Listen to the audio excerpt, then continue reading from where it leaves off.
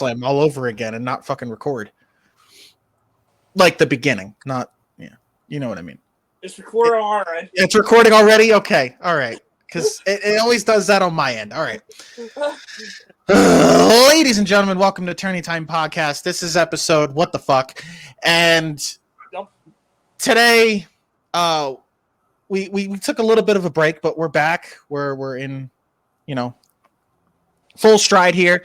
And we're going to be talking about the greatest Attitude Era matches of all time, or that happened within the Attitude Era. Reason of doing this is because I'm doing a bit of a build-up, kind of like building the story to this podcast, where we're going to be talking about matches a lot going forward. It's going to build up to when we get to our end of a year stuff, which we talk about the greatest match of 2023, the greatest wrestler of 2023, and then we get to our first ever award show, which will be interesting to say the least as to what we decide and pick on who's winning what. But this is sort of a build-up from past generations, past eras, and see how much time has progressed in professional wrestling, in WWE, of course, because obviously AEW was not a thing in 1997. If it was, it would be World's Best Wrestling. Tony Khan's couch. Yes.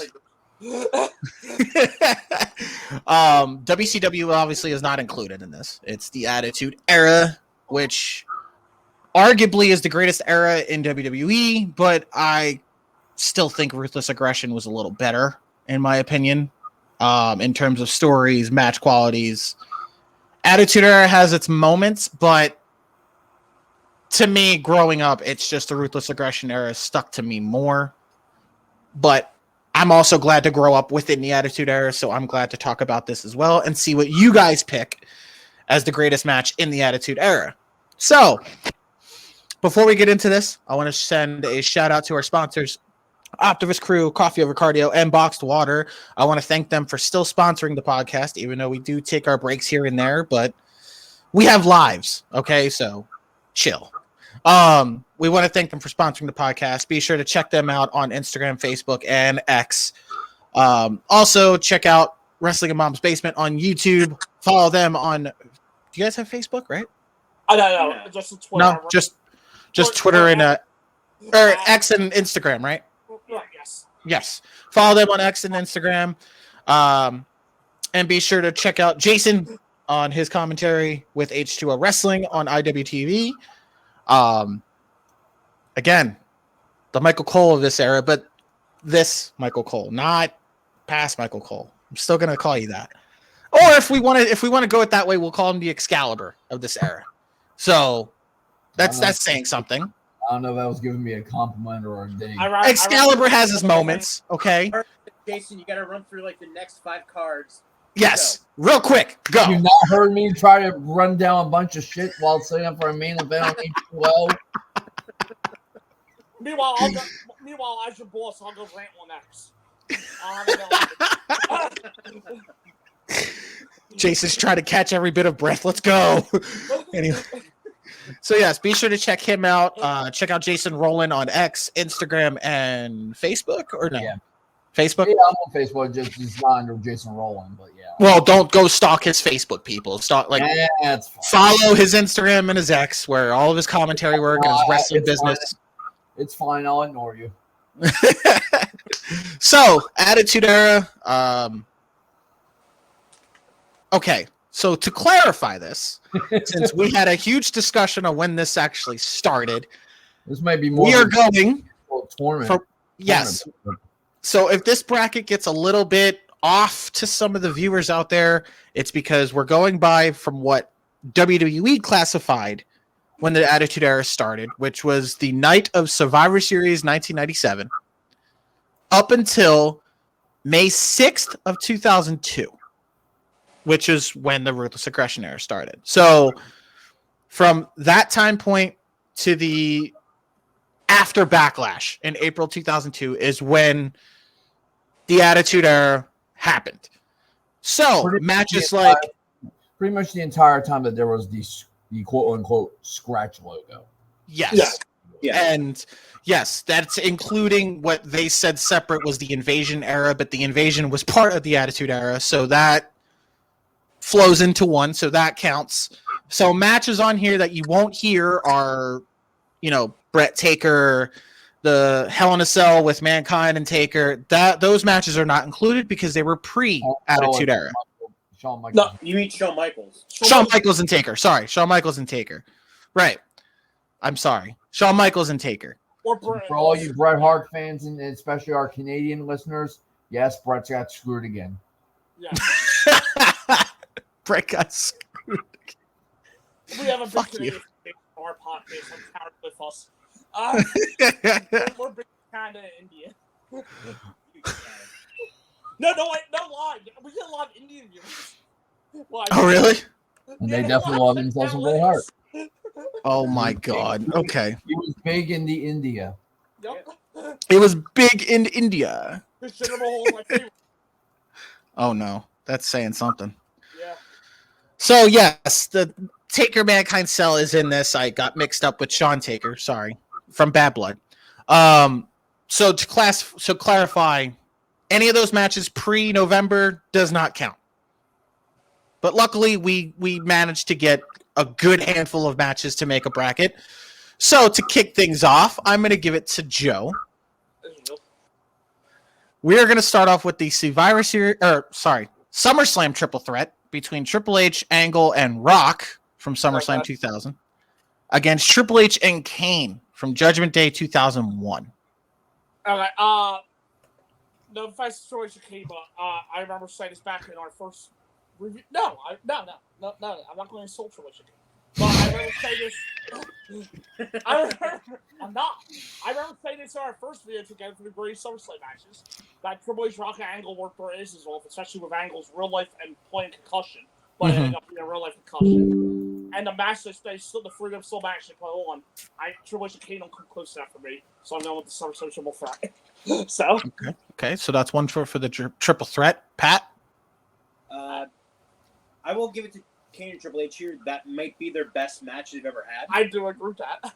But yeah, like Joe said, all three guys worked hard in that triple threat, given the situation, and still put on one of the more memorable matches and adding to a memorable angle at the time too. no pun intended. Yeah. I mean, Angle carried them with a concussion, so Yeah. that's saying something. So Jason, I guess you're in agreement.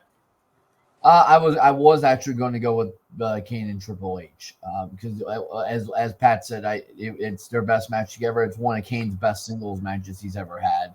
Yes. Like that run that Kane had in early 01 going into mid 01, that's probably the best in terms of in the ring, probably the best run of his career.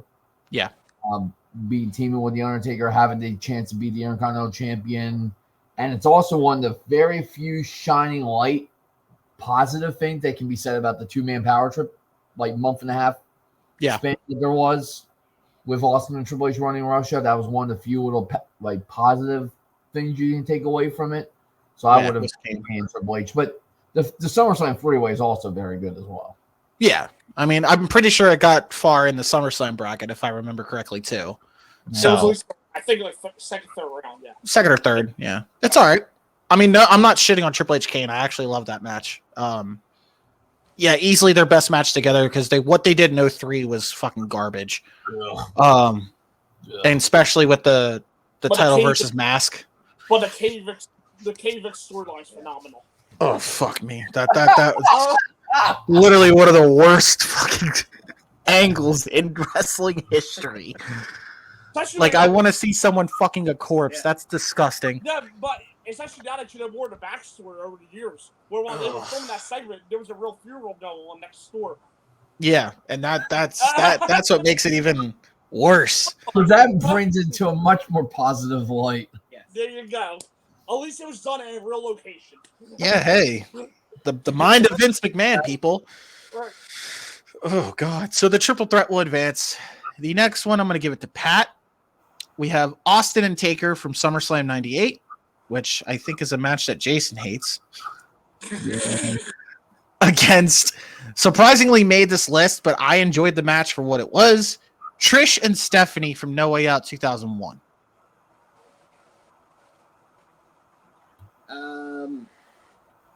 I know it might not be. I'm still batting around my head, but I think the one match I'm more positive on is Trish and Stephanie. Mm-hmm. I do like most of Austin and Taker in this one. Okay. After this, they seem to have bad chemistry. And this Yeah. one, it does get ruined by Austin getting knocked out by Taker's leg drop. Yeah. That actually was a headbutt. Oh, it's That was headbutt. Okay. He came up on a sidestep and headbutted Austin right underneath the chin. Oh. Either way, Yeah. the match was just messy. Because it wasn't that the match they fought in the crowd for a bit. Yes. Yeah. Yeah. Yes. Okay. Yeah. That was also the same night. 98. Yeah. The Highway to Hell. Oh no. I'm thinking the year before. That was the cage match with Triple H and Yeah, Mankind, right? That's the heart and soul one to open up the show.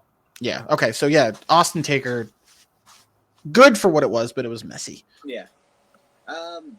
No, I'll go with my positive feelings. I'll go with Stephanie and Trish Okay. Let's go. Underdog story.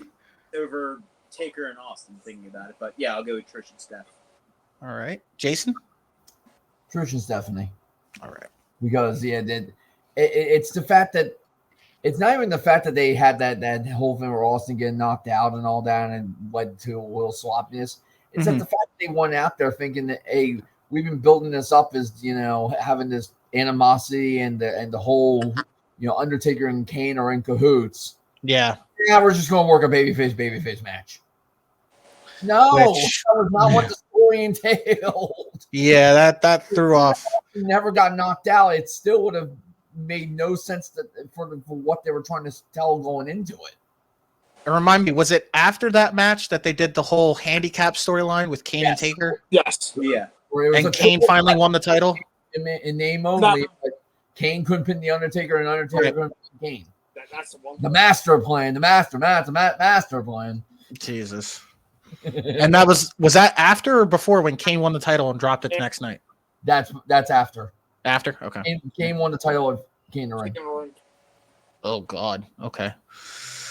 Whew. So, Joe? I was in agreement. Trish and Stephanie? Okay. Yeah.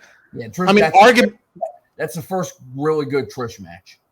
Was it arguably Stephanie's best match?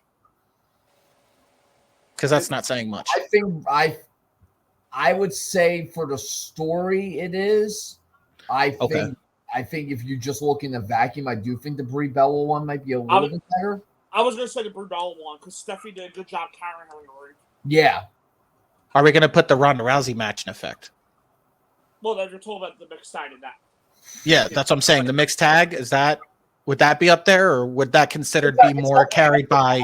I'm looking at one-on-ones. I mean, one-on-one, yeah, Brie Bella. Okay. One-on-one Stephanie singles matches, but Yeah. Well, there's also Stephanie and Lita, which it amazes me. This is a gripe I've had. They only want to say Trish Stratus and Lita main evented Raw in I've been saying this 2004. for years. Yeah. Lita and Stephanie were able to rock as the referee main evented that Raw before SummerSlam. Yes. I think that's But let's scrape down the barrel. No, Trish and Lita, totally, guys. Just like when Stephanie, First two women. Just like in 2016 when Stephanie said, I created women's wrestling. She did. that's one of the big things where Vince is like, maybe not throw the McMahons into every category there. And like, Yeah, well, or Yeah, well, it happened, though. yeah, it did happen. that's why I'm appreciative of this. Credit the talent and not themselves. Exactly. That's why I'm more appreciative today, because Triple H is acknowledging the fact that there was past history and they had stuff outside of WWE. I'm very glad they're appreciative of that, and they're not just trying to rewrite any sort of history like they always fucking do. Nothing happened in wrestling if it wasn't in WWE. Yeah. Thank God, Vince is not screaming in Michael Cole's ear, oh, he was never in Japan, or she never did this before WWE. It all happened here. Example of this is when Carlos Colon shows up in the 1993 Royal Rumble as one of the The youngster. And Gorilla Monsoon on camera says, "Hey, look at this youngster, Carlos Colon, who has been wrestling for 20 years at this point. What the fuck?" And it's like, Oh. but yeah. Because if it isn't Vince, it doesn't count. If it's not from Vince. Oh, anyway, so Trish and Stephanie will advance. Speaking of Mankind, here we go. Jason. Okay. Oh boy, The Rock and Mankind from Raw, January 1999. Okay. You know the night I'm talking about. Roll match. The whole match. The Raw match from January 1999 against Yes. Mankind and Taker, the Cell match. This is actually a little bit easier than you would think on its face. It's Okay. the Cell match because of the full match. Mankind and Rock, everybody remembers for that moment at the end.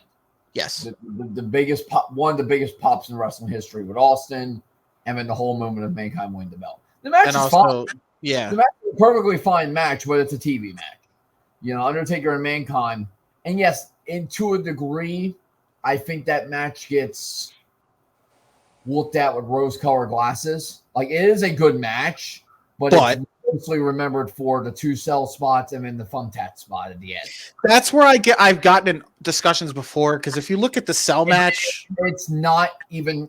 I wouldn't list it anywhere close to any of their 96 feud.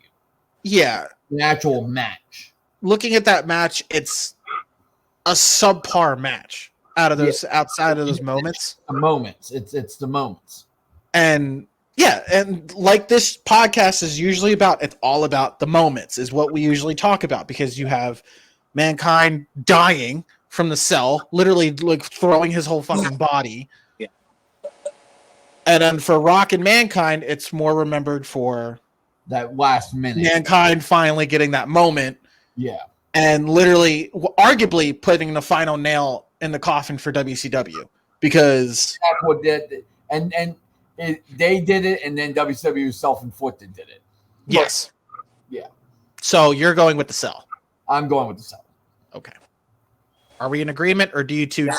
I'm in agreement with that. I'm in agreement. I want to give a shout out to WCW. I love the finger poking. There's just gonna be Joe liking things that are like universally hated. Oh man. Okay, Mankind Taker. What's next? He's in the love Vincent Man versus God. Yes. Beautiful time. Hallelujah and amen. Amen. My favorite is my second favorite feud of all time. Right behind the feud between Andy and Layla. Oh yeah, and also him. Oh yeah, no. Also him explaining that Shane came from his grapefruits. Yeah. You're Yes. Him trying to cure Candice Michelle's chest cold. Right. Okay, as much as we hate Vince, that dude had moments, man. Come on. It's like, what the fuck? Well, the pressure was always pretty either. Whose storylines? No, the storylines weren't pretty, but some of The them, rest come was on. way better than that, yeah. You're going to sit here and be like, okay. The Katie Even though the Vince moments were kind of fishy. but the rest of Speaking of fish, remember in that same Backlash show, he's stepping on water and having fish thrown at him like he's freaking his arm. And brilliant. What the fuck? I love it. Okay. Mankind Taker. The next one, Pat. Christian and DDP from WrestleMania 18 against Rikishi and Val Venus from Fully Loaded 2000. The battle of the underrated matches. Yes. I'm calling an audible. It's going to be Edge and Lance Storm from SummerSlam. Oh, then I would have my answer then. Yeah. We were all in agreement. Now. Because maybe it's gonna be the Final Four this time. Oh, God. If I can be serious for a minute, I am. watch me on Impact. Oh. So, yeah. 2 underrated matches. Probably go with DDP and Christian here. Okay. For some reason, when I watched them, that one stuck out more to me. Yeah. Rikishi and Val Venus mainly just sticks out mainly because of Rikishi's dive off the top. Yeah. And maybe it's because I've seen Christian and DDP 1,000 times with that WrestleMania. Yeah. But both were pretty good matches. Yeah, I'll go with Christian and DDP here. It's because with Christian and DDP, it's embedded in your head so many times because you've watched back Mania 18 over a fully loaded 2000 where it's like, Exactly. Yeah. okay. Yeah. So I guess we're all in agreement. Yeah, Christian DDP. Yeah. Same thing. It's the same thing as the argument with the Rock Mankind and Undertaker Mankind. It's moment over the mat. Exactly. That's what people more know about Rikishi and Val Venus. Was the leap off the top, yeah. And then with Christian DDP, it was a solid match. It's just it's more memorable for Christian's temper tantrum. Right. Yeah. All right. Christian DDP advances. The next one, we will go to Joe. Edge and Christian and the Hardys from No Mercy 1999. All right. You know that ladder match. Yeah. Against Surprised I didn't get Jason's favorite match, Oh, HBK and Brett from Survivor Series 1997. And This is a better match than the Iron Man match. Yeah, I said it. I agree with that. Or was about to be at least. But I'm done with the ladder match. Ooh. Just for the pure reason of it elevated the 4 guys. Yeah. And, And it was for the tit. Oh, jeez. That's what I love that's the forgotten thing about that whole entire deal. It's all for the managerial services of Terry fucking Reynolds. I mean, I've heard worse prizes. But, but Tiana on a pole comes to mind. right, WCW. We're at the same time, I believe, too. Yeah. But I'm done with the live match. There's a live match, Elliot, Jeff, Matt, Yes. and Adam Copeland to new height, to a newer level in the company, especially the innovation they got on the Monday Night After for their promo. And plus, that's one of the 2 things only memorable about that pay-per-view. The only other thing being China beating Jeff Jarrett. So and I think with this match, it like helped elevate tag teams in terms of ladder matches. Of course, you get the Dudley's eye in a few months later. And I will get to that later. Yeah, we'll get into it. But so I'm going. Sean Bryce good. I do like it better than the Iron Man match, but we all know what it's for. Right, forget about the prize. Think of the match and the match puts there on top for the tit. Right. Anyway, so Edge and Christian and the Hardys for Joe. Jason? Yeah, it's definitely the ladder match. Yeah, okay. It makes 4 guys in one night. It makes 4 guys that become major players for the next 20 years. Mm-hmm. It's the screw job's a screw job. Like I said, the match itself is pretty good. It's way better than the Iron Man match, but I'm not gonna get into that one. I'll have my rant ready to go for the new generation. You fucking hate that Iron Man. Why? Why do you hate that match? Because it's 2 guys actively trying not to work with each other. You can easily tell that they are not trying to work together. They're literally actively making the other one look bad the entire hour. But the boyhood dream came true, man. Yes, that again, moments. You can remember what happened at 25-27 of the Iron Man match? No, they remembered that this match must continue, and then the super kick, and then you hear Sean visually saying, "Get him the fuck out of my ring." Which, to be fair, I've always been Sean over Brett, but even I'm like, dude, that was a little much. Do all that shit. Okay, so knowing Pat, he's also going to be in agreement with the ladder match. I kind of feel bad for Jason here, as there really wasn't really any choice after Joe picked the ladder match. But it's the ladder match for me. He said the ladder match. Yeah. I did say the ladder. Well, no, because Jason's a fan of the HBK Brett from Survivor Series 97. So am I, but you play against the tit, so. If Jason with the other direction, I felt bad. Good job, the tit. Yep. It's the first modern ladder match. Yeah. As that's become more of the formula instead of how Razor and Shawn. Yeah. both of them, or even like Triple H and Rock was. The year Yeah. before. This was really like the start of that more spot car crash style. Yeah, you're right. Thank you, Pat. That's what it was. 98, Triple H and Rock at SummerSlam. That was the match that was Yeah. That was the match that should have. Yeah, okay. Thank you. Yeah. But the twists go on. Shout out to Brian because that's his favorite thing, the tit. Anyway, Now it's terrorist tit. Edge and Christian and the Hardys will advance. Oh, when you're the real heel, I hope it's the thing you like the most is the tit. The tit. Anyway, the next one I am going to give to Joe. Oh boy. And this is where all of you are going to start hating me for this bracket placement. Here we go. Take a shot, everybody, for one. You know, the one where we're always going to hate him. I don't know what first it feels like. Sorry. It's the pair of matches. Cactus Jack and Triple H from No Way Out 2000 against Cactus Jack and Triple H from Royal Rumble 2000. I'm just going to do this nice and quick so I don't yell at you.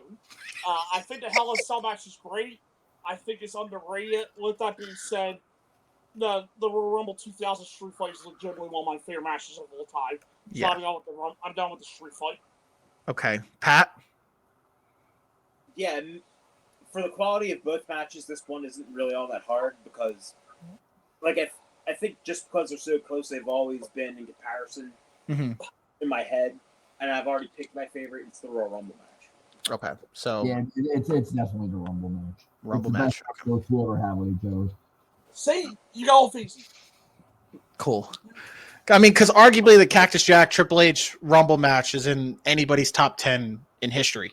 Like, if you want to think about it. So, That's the match that made Triple H. yes. Oh yeah. Made Triple H. And this is what I'm saying. Mick Foley, he has a habit of making people with those type of matches. He Oh made yeah. Orton.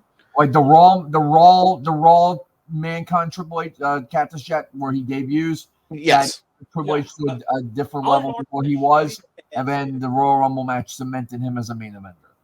Arguably, it could be, honestly, it could be Triple H's greatest rival is Mick Foley. Yeah, I can argue. In terms of him, like everybody wants to say rocking into, you can say it's No. true, but in terms of like what it did to help Triple H, it's Mick. Yeah. And I could say the same thing about Randy Orton. The match with Orton. I'll let you say this is maybe more of a hot take. I think he also helped Taker in that aspect as well. Yes. Yeah, because he made Taker become not just a freaking zombie character. Yeah. Yes. Yeah. What Mankind really helped a lot. Taker, Triple H. The first time you ever heard talk about Undertaker in great matches in the same sentence What's that? Yeah. was with Mankind. Do we want to say he helped The Rock? Yeah. Yeah, no, he did. He Yeah. helped Rock too. He helped, Did- to me, he solidified Edge as a main eventer.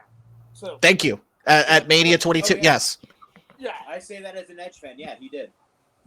So I don't understand why I don't understand the Mick Foley slander. He's helped a lot of careers. People just don't look at it that way. Because people are stupid. Who the hell slanders Mick He Foley? made Sting. If I- you I- want to go back to no, no, no. WWE, I he want made names. I Sting. want names right now. Yeah, let me go on X and find these fucking names.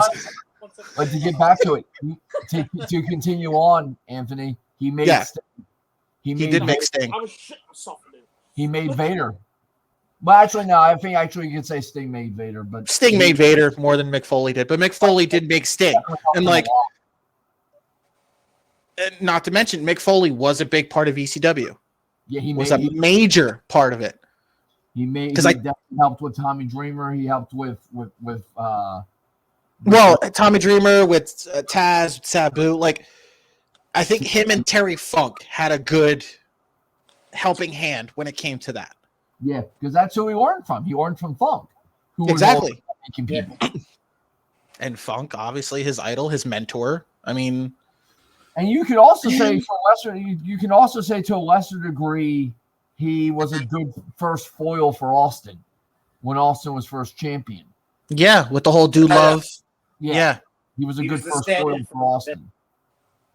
Because honestly, Dude Love gave Austin one of his best matches Yeah, the over the edge match. Yeah, at all time, like easily. Because I think we did a greatest Stone Cold match bracket. I don't think we did that yet. we'll be talking I about think that. I did. Boy. We'll over there. But yeah, Cactus Jack, Triple H, as much as we want to praise Mick Foley. The next one, I'm going to give it to Pat. Angle and Rock from No Mercy 2000 against, I don't understand. I like this match. People shit on me for it. Rock and Rikishi from Survivor Series 2000. Angle and Rock. Okay. No brainer. Cool. I just vented to you guys how I liked Rock and Rikishi. Rock and Rikishi is a fine match. I know. It's better than I thought. Yeah. He did it for The I've Rock. seen it once in the last 10 years, and that was like 2 days ago. But Fuck you. it doesn't beat Rock and Angle. Rock and Angle. Okay. At the moment, it also has the better wrestling, I feel. And that was the night Angle won the title. Yes. Yes. So I guess we're in agreement. Angle Rock. Yeah, I don't remember if we have the other match on this bracket. If we don't, the No Way Out match is the better of the two matches, even though it has the fucked up finish. Because thank you, Earl Hebner, you dumb piece of shit. I don't know it. Oh, the 02 match or the 01 match? 2001, yeah. 01 match. Yeah, But where this is a perfectly good matcher, even though you could tell they were running long on time because literally Angle wins the belt, runs out to the entranceway, does the celebration, and they're immediately off the air. So it's like something went wrong because I think a match celebration. Yeah, I forget what other matches on that card. You said it co-main evented, right? Yeah. No, I mean- that's Austin Rikishi. Oh, Austin, there you go. But you know what? Yeah. A really good match on that card? Triple H and Benoit. Yeah, George Benoit Yes. was a good match on that. Yes. That's the quasi Triple H baby. That was a very underrated slew of matches that Benoit had in 2000. Very underrated. Triple H, The Rock, building into Jericho and Angle, very underrated, and nobody looks at that.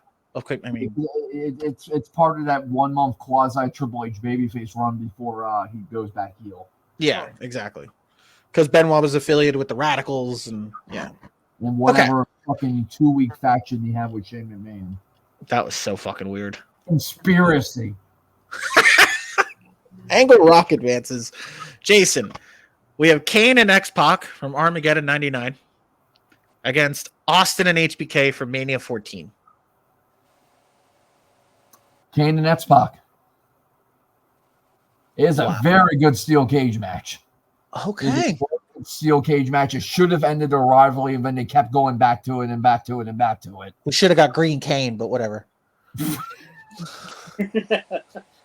But yeah, this was a very good cage match. Again, one of Kane's best singles matches he's had. X-Pac was a great big man, little man full for him.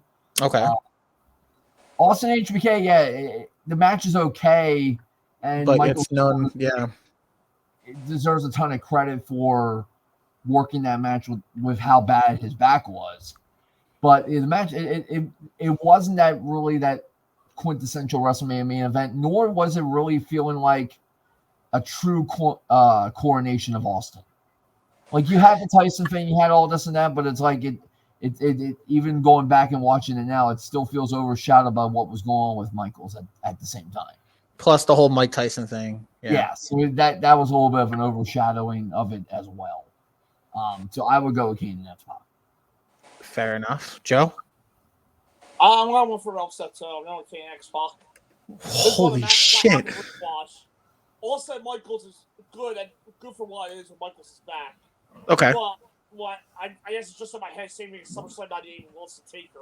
When I think of Wilson Shawn, I don't think of just a decent match. Yeah. Never really had a good singles match together.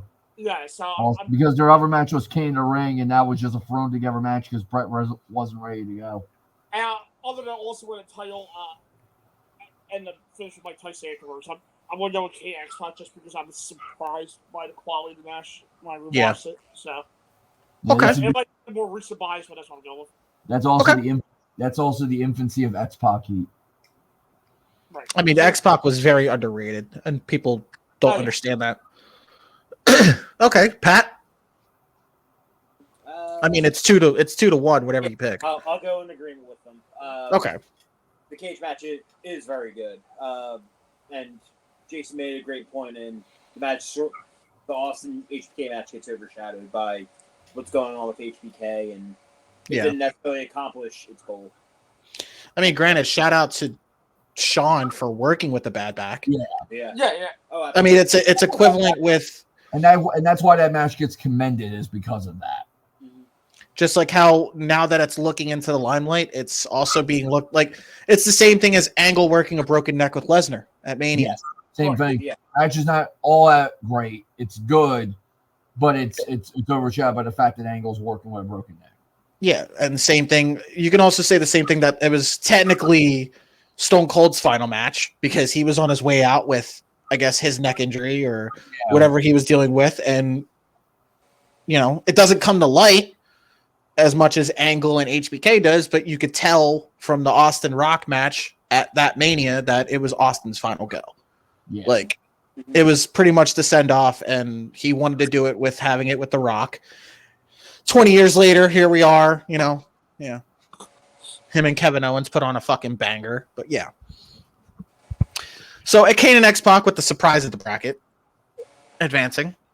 The next one, the next one could be for Jason, since he always praises this match, and I shit on him for it, which I don't do it as a dick. I do it as a joke. The Rock and Triple H from Judgment Day 2000 against The Rock and Triple H from Backlash 2000. Once again, to some, the Backlash 2000 match would be considered the better one. Yeah. And one to pick. But that's more so the moment of Austin showing up, hitting everybody with chairs, and Rock, finally getting what should have been what closed WrestleMania 16. That should have been the Mania match, but yeah. I think everybody they themselves said after the fact that it should have been that should have been the main event. But instead, they wanted to pack it up and have a fatal four-way. Yeah, exactly. But the Judgment Day match is the overall better match. And again, as I've said many a time, I think it's the best Iron Man match that WWE's ever put on. Because you have all the bells and whistles. It's the heated rivalry of the final few minutes with the Dog and Pony show and Undertaker showing back up, and he's helping, but then it leads to actually fuck Rock over, and then and Triple H getting the win. And you have the added thing of Shawn Michaels being in there with the referee, where he had already had screwed Rock on the first SmackDown, where he helped Triple H retain the title and all that. So again, just all the drama and the match quality and all that. I like the Judgment Day match more than the Backlash match, even though the Backlash match is good. It was good, yeah, very good match. You can, I think maybe you could also, if you wanted to, give a little tick to the Backlash match, because I think the crowd's hotter. Yes, the Backlash match than they are. Yes. I mean, but it's also based on where they were at. Backlash was in DC and Judgment Day was in Louisville. Louisville's not always the greatest of fucking Kentucky. I mean, they house the crowds suck. Yeah, their crowds suck, and they're the home of the cuts. The Louisville. I mean, with DC, it's an East Coast crowd. You're gonna get a hot crowd regardless. So, I just feel like with the Backlash match, that match was great in itself because it showed that should have been the Mania match, and that should have been the match we got. But looking back at it, the Iron Man match was fantastic. I applaud it. I still think you say it's the greatest. I say it's top 3 quality. Like, it's in the top 3. But okay, so you're going with Judgment Day. Yes. Okay. Pat?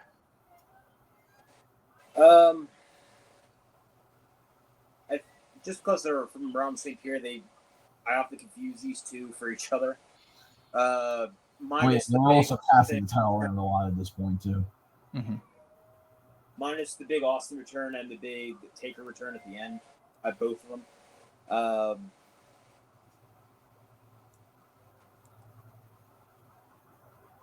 I don't know why, but I've always liked the Backlash match just a tiny bit better. Okay. So 1-1, we're at a dead heat. Joe, you're the deciding factor. But it's the first time that somebody had to work. It is. It is. Yeah. We've been doing good. I think I know what I'm thinking because I've had this conversation about Iron Man match. I too think it's the top 2 Iron Man match in WWE history. I'm done with the Judgment Day. All right. See, Jason gets his cake and eats it too. So the Judgment Day match will advance. Okay. The next one will go to Joe. Austin and Angle. There's going to be a lot of pairs. I hope you know this because some of the sequels were better than the original matches. We'll figure that out as time goes on. Austin and Angle from SummerSlam 01 against Austin and Angle from Unforgiven 01. Okay, yeah, Unforgiven 01 does have a better ending and with a cleaner finish and the moment, but it was literally the moment because of September 11th. And Pittsburgh. Yes.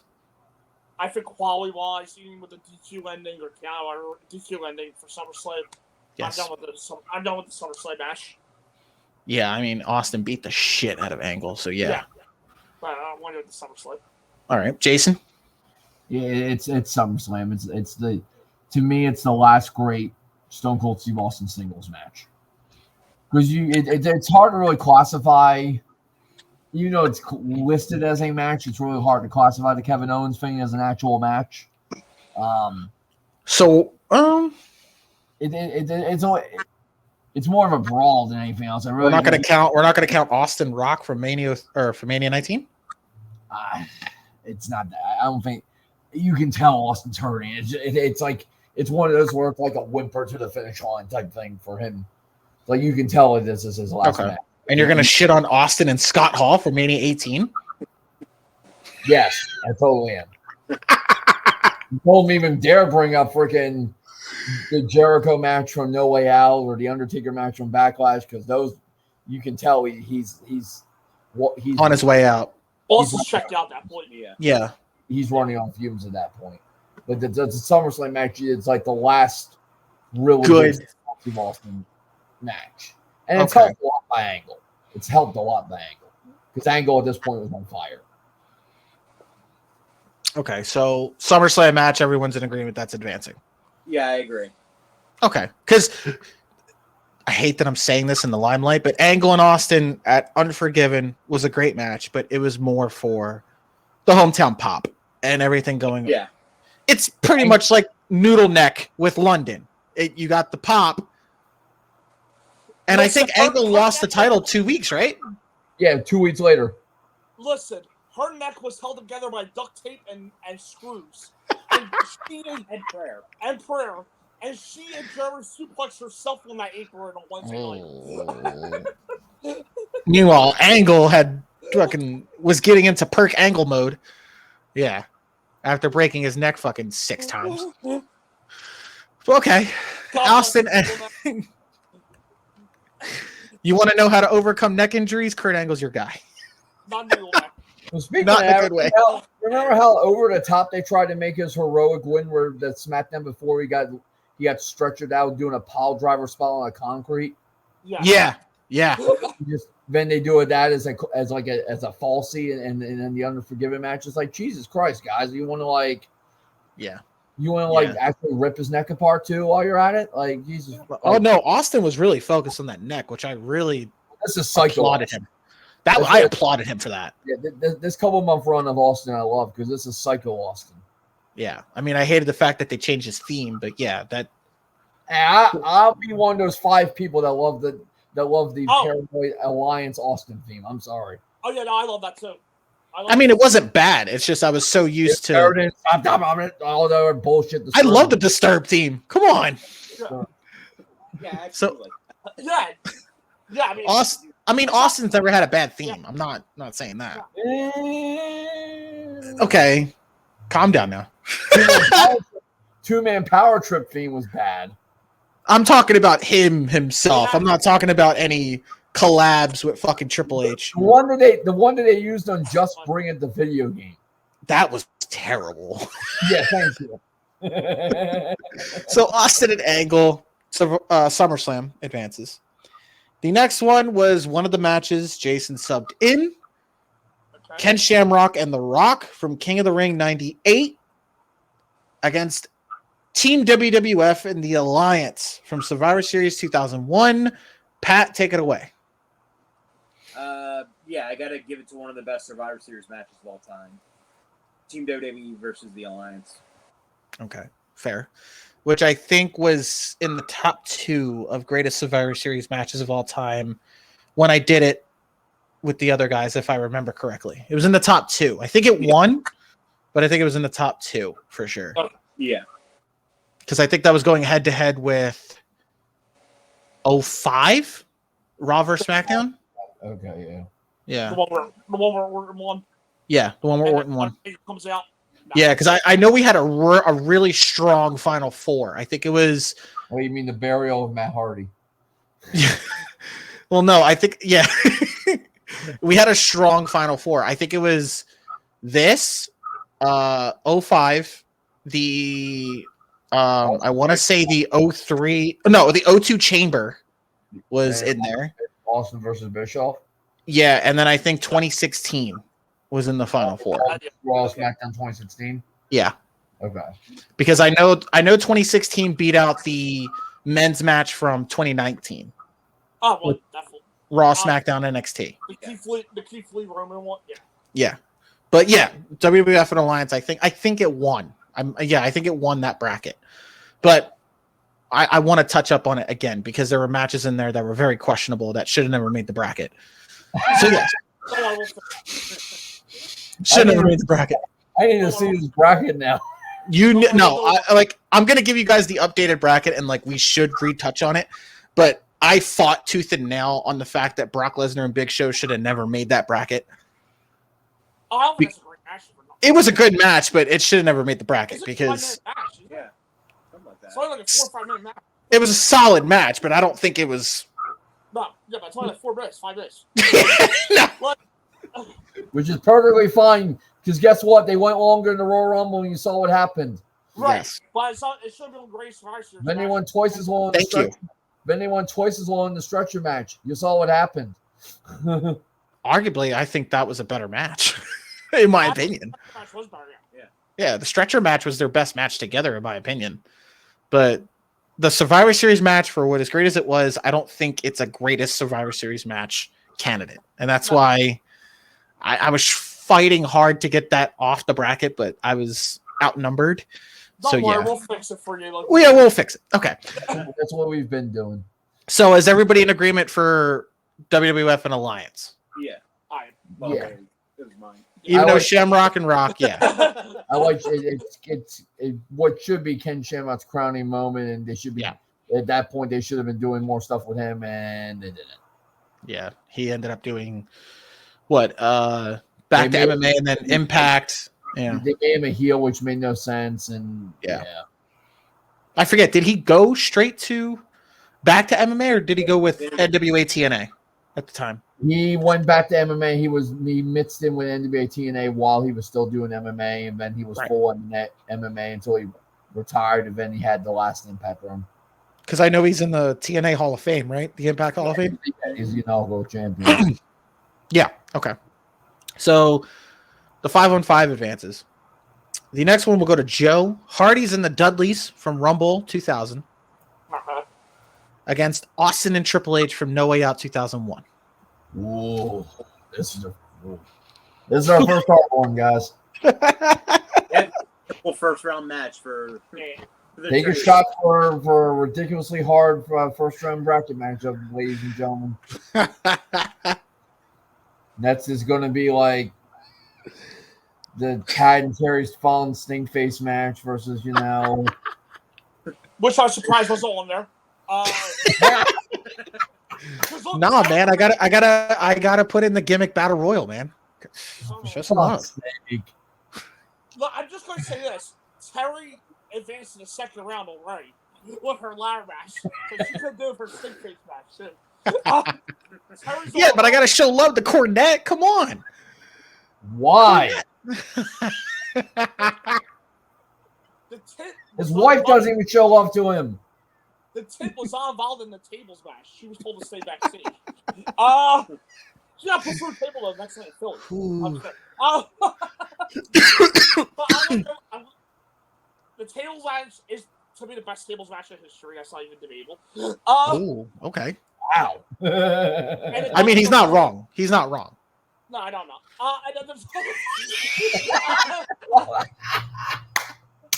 And then Dudleys are the only people that should do table matches, but that's besides the point too. With that being said, it can go either way. I'm going with the 3 stages of hell now. Okay. Because that is my favorite match of theirs together too. Yes, hands down. So And to me, it's actually an underrated, excellent match. The 3 stages of hell. it's not talked about enough. No. So All right, so 1 point for the 3 stages of hell. Jason. So I'm going to go with the Rumble match. because both these matches should not be together. One hot take time, everybody. I think this is a better match than the No Mercy ladder match. I could agree with I that. think this is a better overall match than the No Mercy ladder match. Okay. And 2, I really in a vacuum, I really like the 3 stages of hell match. Okay. However, I don't like the fact that the result of it, given what happened a month later. That's fair. Because of the fact you had Austin lose Yeah. in the end before he was going heel, and instead of it being a catalyst to make Triple H a babyface, no, let's just do 2-man power trip. Let's just make it easy. And that's on Hunter, because Hunter obviously had to pull to not want to go babyface at that point. Yeah.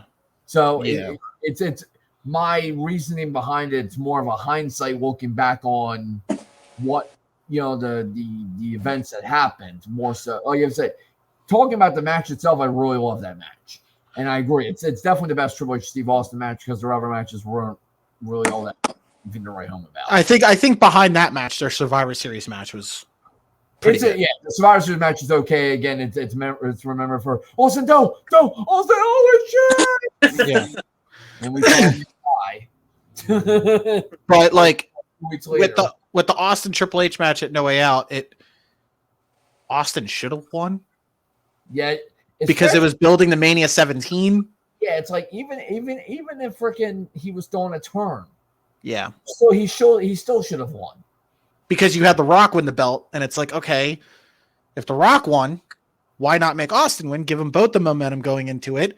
When really it just made it look like The Rock had more momentum going into it, when really he was the underdog going into it.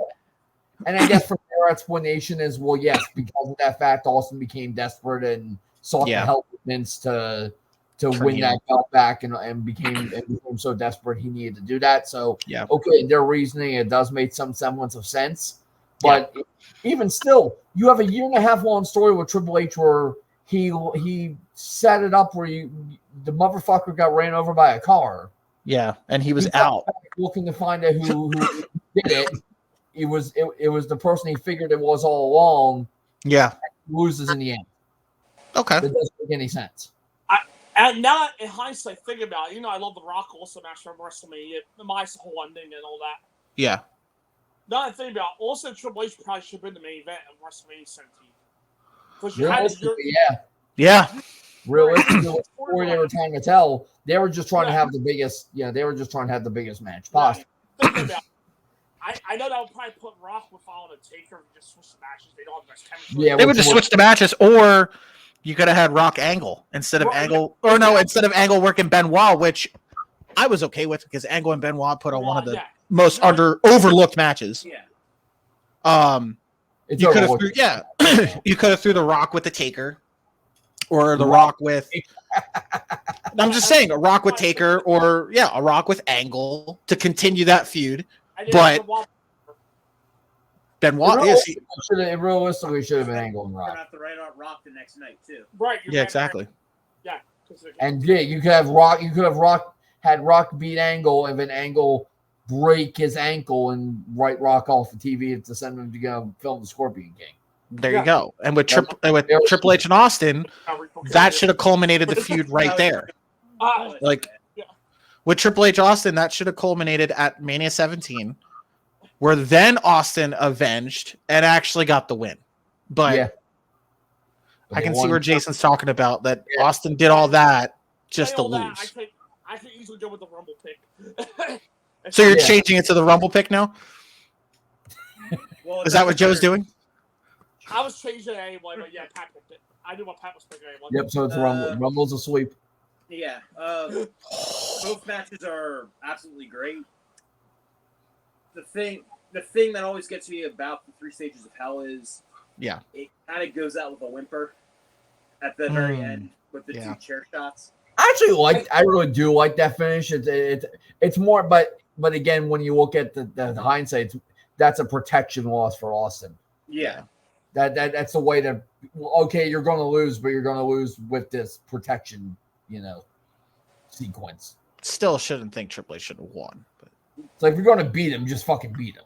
You know what I mean? Like if you're dead set on having Triple H win, have him win. Don't have him. Yeah, you should have him nail like a pedigree or something. Yeah. Yeah. Don't have him eat it out. So Pat, you were saying? I'm sorry. Yeah, it kind of goes out with a whimper to me. Like those types of endings, even like movies where it's like, oh, we're gonna like hit each other with our best final shot. Yeah. And they go down. Come off as very divisive. Yeah, it's the Rocky 2 finish. And then adding it into this context, Austin should have won and gotten his revenge. Yeah. Before going to WrestleMania, if that's what they're doing. That's always what sort of holds me back. That's what's going to hold me back for saying that this is going to be better than the tables match. Yeah. Which that's really the only truly great tables match, I would say. Because if you think about it, Hardys and Dudleys went like 10 minutes, and they were the opener. Match 2. Yeah. It was match 2 after freaking Angle and Taz, and then after that. Okay. I'm not counting Angle and Taz as the opener because it was like fucking 30 seconds where Taz just choked him the fuck out. Yeah, but the bell rang. So. Yeah, but Taz. I'm just saying that. I know the bell rang, but Taz legitimately choked out Angle. I mean, I get his point. Yeah. Taz legitimately choked out Angle, but I'm looking at it as if I'm looking at the opener, I'm looking at Hardys and Dudleys. Like that. Knowing that they were on time constraint, it was a quick 10-minute match, and they were like, okay, let's get our spots in. Boom. The tables match was fantastic. I think Bully Ray did say something on, if it wasn't Busted Open, he did say something on the Stone Cold podcast where he talked about the tables match. And he talked about how they were dead set on getting their spots in. Right. And making it look good. So, because I think the whole focal point was stealing the show. They don't slow down at all. There's no downtime at all in that. No, like they were in and out, and they knew they wanted to put in 20 minutes of spots in a 10-minute match. It's like, all right, well, how do we do that? Well, we're just going to virtually just go 100 miles an hour because they knew Cactus Jack and Triple H was going to take time. They knew obviously the Rumble was going to be an hour because it's always an hour-long match. Well, yeah. Let's make sure we have 10 minutes for Chris Jericho, China, and Bob Holly for the co-intercontinental title. What about the women's? The Miss Rumble. The Miss Rumble's literally after that match. Yeah. The fucking Mae Young's freaking prosthetic fucking tits. Fucking Bob Holly wanted the belt. Anyway, Hardys and Dudleys then. I did not expect that. Okay. Hardys and Dudleys will advance. I mean, it's a strong matchup. I'm not that's on me again, but still. Yeah. Hardys and Dudleys advance. It's a match that shouldn't have gone the first round, but it happens every bracket, guys. We should know. I tell you all the time, these brackets are fucking randomized. I can't do shit about it. 5 or 6. It's eternity time first round. See, 5 or 6 podcasts in, and now you're starting to realize it's on you. It's on I me. don't have to remind you. Joe's like, I don't fucking feel bad for you. That's growth. I'm proud of you. That's great. Take a shot every time there's the randomizer excuse. Dude, come on! I've been doing this for fucking 2 years, and now I'm growing. I said it's on me. Right. Okay, Yeah. whatever. There's one for adults still. So. I'm tired of fucking getting attacked. Okay, shit. All right. Well, let's see what you Hardys and Dudleys and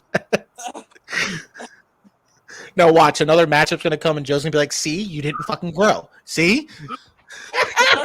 Joe gets up first. Just the first. Anyway, Pat, The Rock and Chris Jericho from No Mercy 2001.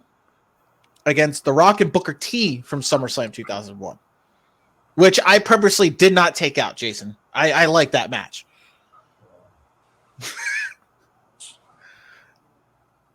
Rock and Big Jericho. bro. Rock and Jericho. Okay. Joe? Agreement. Yeah. Damn! Get the fuck out, Booker T. Jesus Christ! The most memorable thing in that is Shane McMahon taking a bump from the clothesline from hell. Well, no, not just that. I did like the finish. That's really the best part of that match.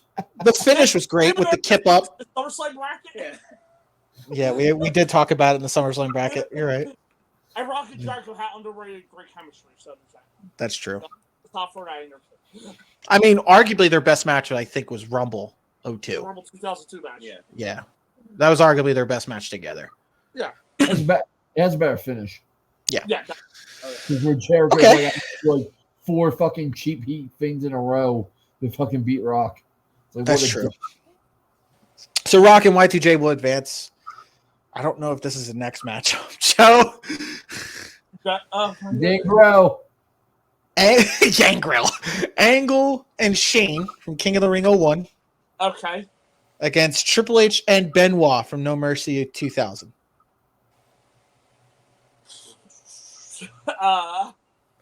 Don't look at me. I'm not. No, what would be nice is say I could get this being a first round match Yeah. because it's the memorability factor. Triple H is underrated and all that. So it's Since not we did talk about it earlier being right, underrated. it's Yeah. not like two. It's not like two matches that are like considered like legendary and all that. And Yeah. it's not No, like- I mean- it's not- This is like a number 5 Seed. yeah, seed versus a number 4 seed. right. It's Okay. close. Fair enough. Close together. I do think as an overall, obviously, wrestle the match, Triple H and Benoit is better.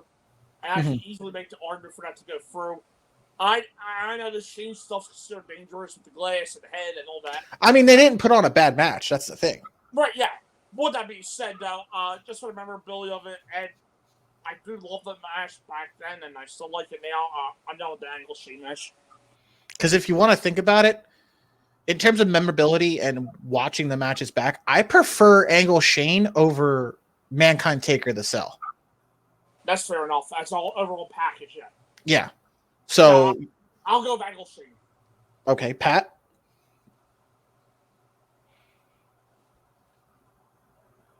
I think I'm gonna go with what gets remembered more at, and I'm gonna go with the Angle and Shane here. Okay. Those spots are absolutely insane. It's Shane's by far his best number one-on-one match. Okay. I think there's also, for whatever reason, like we said before, Angle, Benoit in this era, or in this particular era that we're judging, Mm-hmm. he kind of has some underrated matches Yes. that forgets about. Like, Yeah, but they do get forgotten. Shane and Angle really doesn't. yeah, with Benoit in 2000. Triple H, it's great, but I gotta go with Shane and Angle here. Okay. And that's the thing. Like, with Benoit in 2000, it was very underrated. Like, him in that time period was very overshadowed with the Angle and Rock and Yeah. So, it wasn't until he came back from his neck injury that's when they showcased Benoit. Yeah. but They when I- realized, oh shit, he can actually be a main event player. He can be a guy to give you that match. They just didn't look at it from that perspective back then because he was so thrown in with everybody else at the time. Right. With that being said, though, this will be a spoiler for later. But his live match with Jericho at the Rumble is phenomenal in that time period. It is. Oh, hell yeah. Hell yeah. So, I mean, I have some gripes about it, but yeah, it was phenomenal. So, Jason, you're also in agreement? Yeah. Angle Shane. All right. The next one's for Jason. Dudley's and Edge and Christian from Royal Rumble 01 against Taka Michinoku and Brian Christopher from In Your House DX. Well, I gotta show some love to the light heavyweights. I'm going to go with Taka Michinoku and Brian Christopher. It is the only shining light on an otherwise atrociously bad, Yes. like Yes. actively horrible. Like you want to see a company in the fucking doldrums that might be knocking on death's door. Watch that show. That match was, or that pay-per-view was terrible. It, People like, don't realize how much Mike Tyson saved that company because literally from Survivor Series up until right before the Rumble, if you watch It was the dead. it's bad. it was dead in the water. It's like they might not have that much time left. Like, it was at that time period where it was like, okay, maybe Brett did kill this fucking company. But no, okay. So you're going. Your featured matches is Mark Merrow and Butterbean.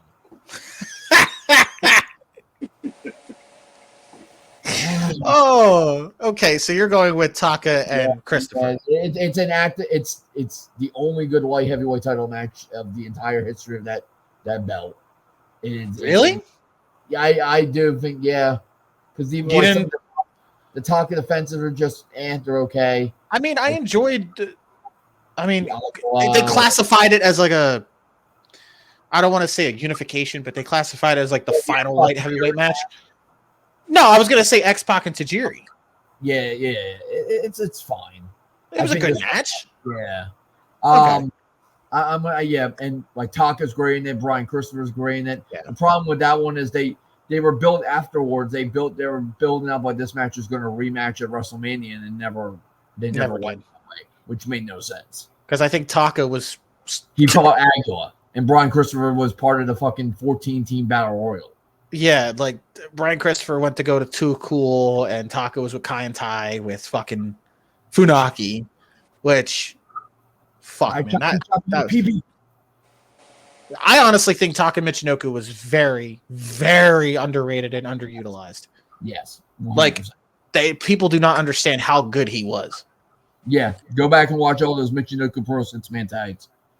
Oh my god, Jesus. Anyway, so Yeah.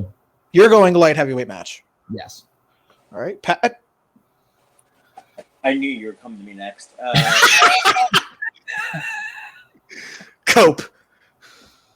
Lynn. Copeland. The Copacution, or whatever the fuck. That's what they call it. Saffron too. Ah! When I heard that, I was like, "What the fuck did Kevin Kelly just call that?" Yes. He made it up. Sad. Just come up with a different name. Copacution. Sounds like a Super Mario drink. That's what Tony Khan's doing this with Open.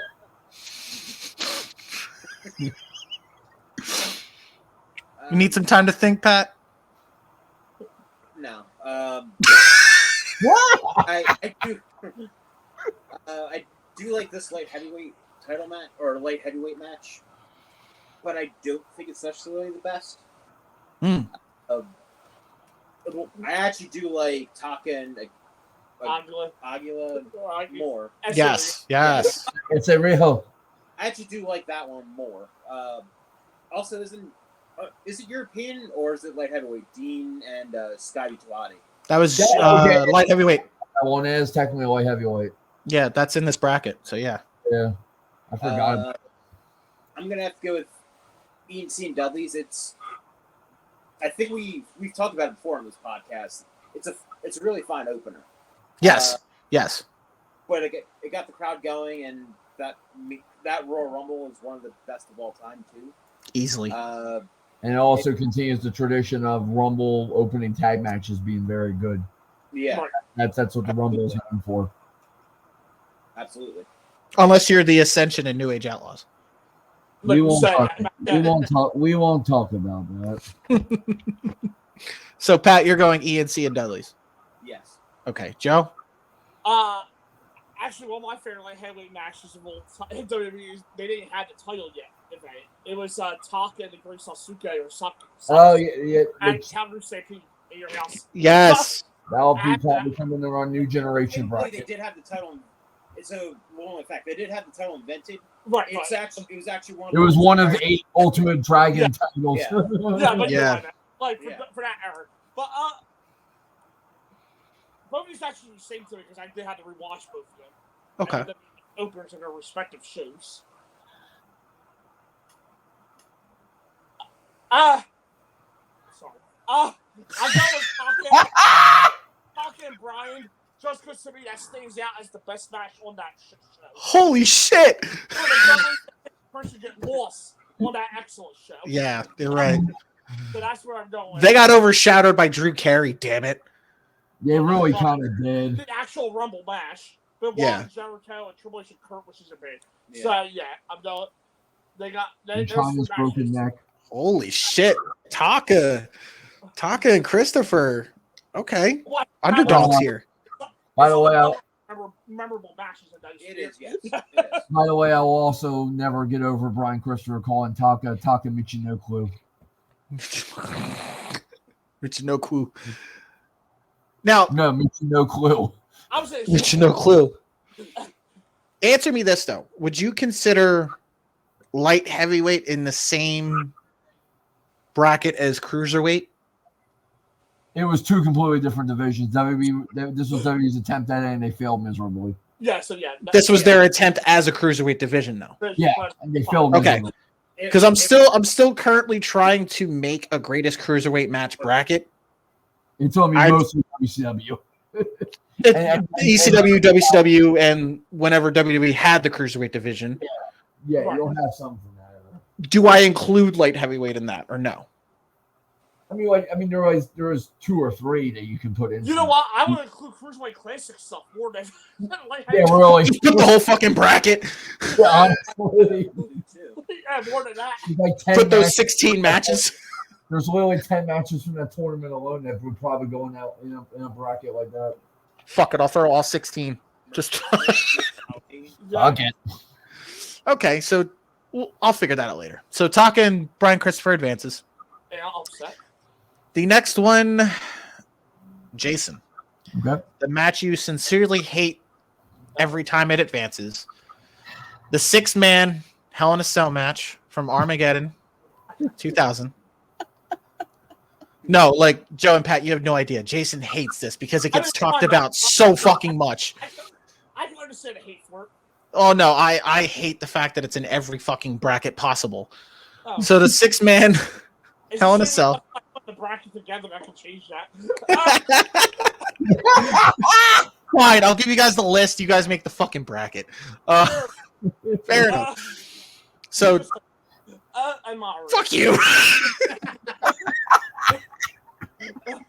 You moderate. I'll just sit here in silence. Very good. I'll cope, Lind. Anyway, Right. Oh my god. 6-man Hell in a Cell against Y2J and Triple H from Raw, April 17th, 2000, which was the night of the Fast Count with Hebner. Yeah, the fast count and all that. Damn it. Again, more so about the moments Yeah. in terms of these two matches. Yeah, Jericho and Triple H would have a better match. I'm sure we're going to get into. It's a good match, but again, it's known for the moment of Jericho being for all of 20 minutes. Exactly. Damn, you're making me say positive about the Armageddon.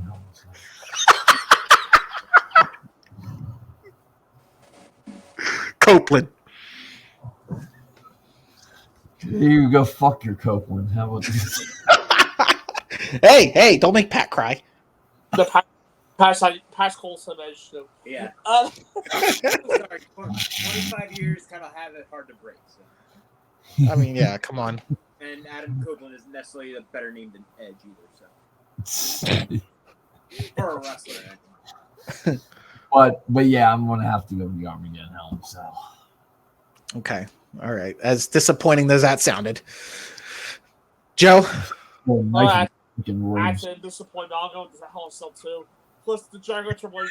Like this was just this whole bracket was just this first round was just done to just anger me and Joe. I'm not disappointed too because the Jericho Triple H have a much better match than Fully Loaded, which we're going to get into. Yeah. Yeah, and I mean, who's not a fan of Rikishi going to BLK? Rikishi died. Like, So yeah, the Armageddon Hell in a Cell. and it just completely overshadowed that Angle won that night. Right, nothing like a good BLK. They were trying to Olympic gold medals. Everything else mattered. Like Taker, Rikishi died. Austin and Triple H were still having their little beef, and then you had BLK. The only Yeah. time when you ever had more than the only time you ever had more than two people fighting on top of the cell. yeah, Right. and then you had a little tease of Austin Rock, and then here comes Angle. They Completely like on live viewing, they literally caught the 3 count at the tail end. Yeah. And it's like, holy shit! Like Angle was the champ, and he was overshadowed by everybody else in that match. He was just thrown into every other feud possible. Right. I mean, whatever. So Well, by default. Hell in a Cell, I guess. All right, advances. Well, yeah, not unanimous though. I actually would have gone with Jericho and Triple H. Oh, I actually did like the match a little bit more. And Yeah. with the own names involved, the match itself isn't that great. mhm. And it's mostly used to set up somebody getting thrown off the cell. Pretty much. I mean, I don't even think we've ever seen a. I don't even think we've ever seen a match that caliber anymore. Who's getting thrown off the cell? Yeah. It's had to It's bring out also a the reason why flatbed they only- truck. I'm going Triple H and Jericho. Yeah. Okay. I think to me that it may be a TV match that's not as remembered as the moment it creates, But but I think that moment is still more memorable and actually started Jericho's path to a main event spot and got him noticed after his first. 'Cause if after a big debut and then not doing much after besides feuding with China. yeah, and then feuding with Benoit. I mean, because if you think about it, that one moment carried that whole Raw show. Yeah. It literally built the story of that whole show of Triple H going after Hebner, reversing the decision. I thought it was great. And yeah, looking back at it in hindsight, the Armageddon match was not that great. Because it was literally just 6 of the top guys in a cell. They were building up for that moment of Rikishi getting thrown off, but it literally was just a clusterfuck. Yeah, you could barely follow everything. Like who was attacking who's gonna win, who's actually feuding with who, and it's like There's a reason why they didn't do this again. I was gonna say there's never been a match like this ever again They've never done And- more than 3 people in a cell. until they actually like twisted it and made the elimination chamber. Yeah. So Yeah. okay, so are we still going with the Hell in a Cell though? Did Pat persuade anyone? No. Hell in a Cell. Okay. Not, no. Oh, I What? thought Joe raised his hand. No, I was like, wait, what? Okay, so Hell in a Cell regretfully advances. That's one that's going to the next. Whoever made got eliminated, I think. It's the Tessa Blanchard Ronda Rousey match. Oh God. Oh God. All right. So Joe, Yes. The Rock and Hogan for Mania 18, Okay. Dean Malenko and Scotty 2 Hotty, Backlash 2000. Rock and Hogan WrestleMania 18. Is that unanimous? I love the people like the Sky to High match, but the Rock and Hogan match is just for the crowd reaction alone and Okay. carries it. Yeah, if you're gonna maybe compare the matches, it is good. It will be Scotty to Hottie, just wrestling meaning Yes. Scotty and Dean, as that's actually pretty greatly wrestled for considering who's involved. Well, Yeah. mainly Scotty to Hottie, not Dean. But yeah, the moments, the atmosphere that Hogan and Rock had, they didn't have to do much. No. They didn't have to do a DDT from the top rope. Because I think I was probably going knockers regardless. if I remember clearly, when we did the greatest Mania matches, this went head to head with Daniel Bryan and Triple H.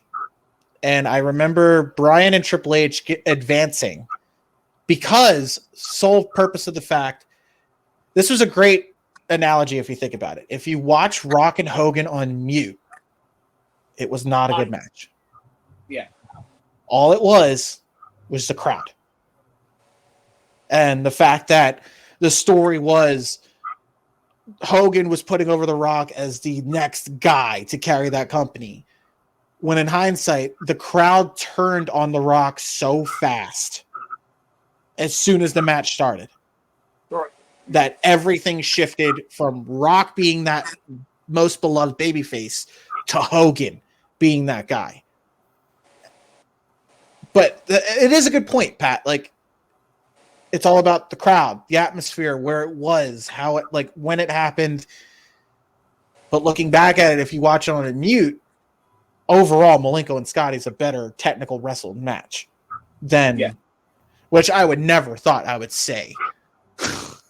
Yes. But, you know, I mean, Malenko, obviously, but Scotty 2 Hotty, I never thought I would say, had a better technical wrestled match than The Rock and Hogan. But I can see where you're getting from in terms of crowd moment, Rock and Hogan. Okay. So you're going Rock Hogan. Yeah. Okay. Jason. Rock and Hogan. All right, Rock and Hogan. Another pairing. Jason. Rocket Austin from Backlash 99 against Rocket Austin from Mania 17. Mania 17. Agreement? Yeah. Fair. The next one will go to Joe, Test and Shane from SummerSlam 99 against Austin and Dude Love from Over the Edge 98. Texas Shane to me is the highlight of that SummerSlam. But I think also Dude Love's underrated great match. And then we were saying earlier about Foley. He did help Austin out as the proxy for McMahon. So, yes. Austin and Dude Love. Fair. Jason? Austin and Dude Love. Jason's being a silent killer right now, and it's fucking scaring me. He's just waiting for that, like, okay, I'm going to piss people off. But, yeah, Austin and Love. Agreement, Pat? Unanimous. Okay. Test and Shane, I mean, arguably one of Shane's best matches, but... It's the first great Shane McMahon match. Yeah. Test's best match. And there ain't a lot of them on that list. Right, so... I mean, outside of that, I would say Test's next best match would be Edge. Eddie Guerrero from Mania. Yeah, that too. We don't want to say Taker. That match actually is pretty decent. That SummerSlam match. I was gonna say Edge because I actually enjoyed the Survivor Series match. Yeah. Copeland.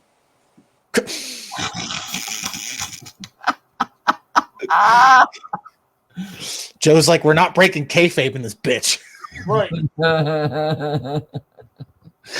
God, I feel like MJF being yelled at. Anyway. Hey. All right. Austin. Ooh, okay. Pat. Speaking of Copeland, Edge and Christian, No Mercy 2001. Jeff Hardy and Triple H from SmackDown, April 2001.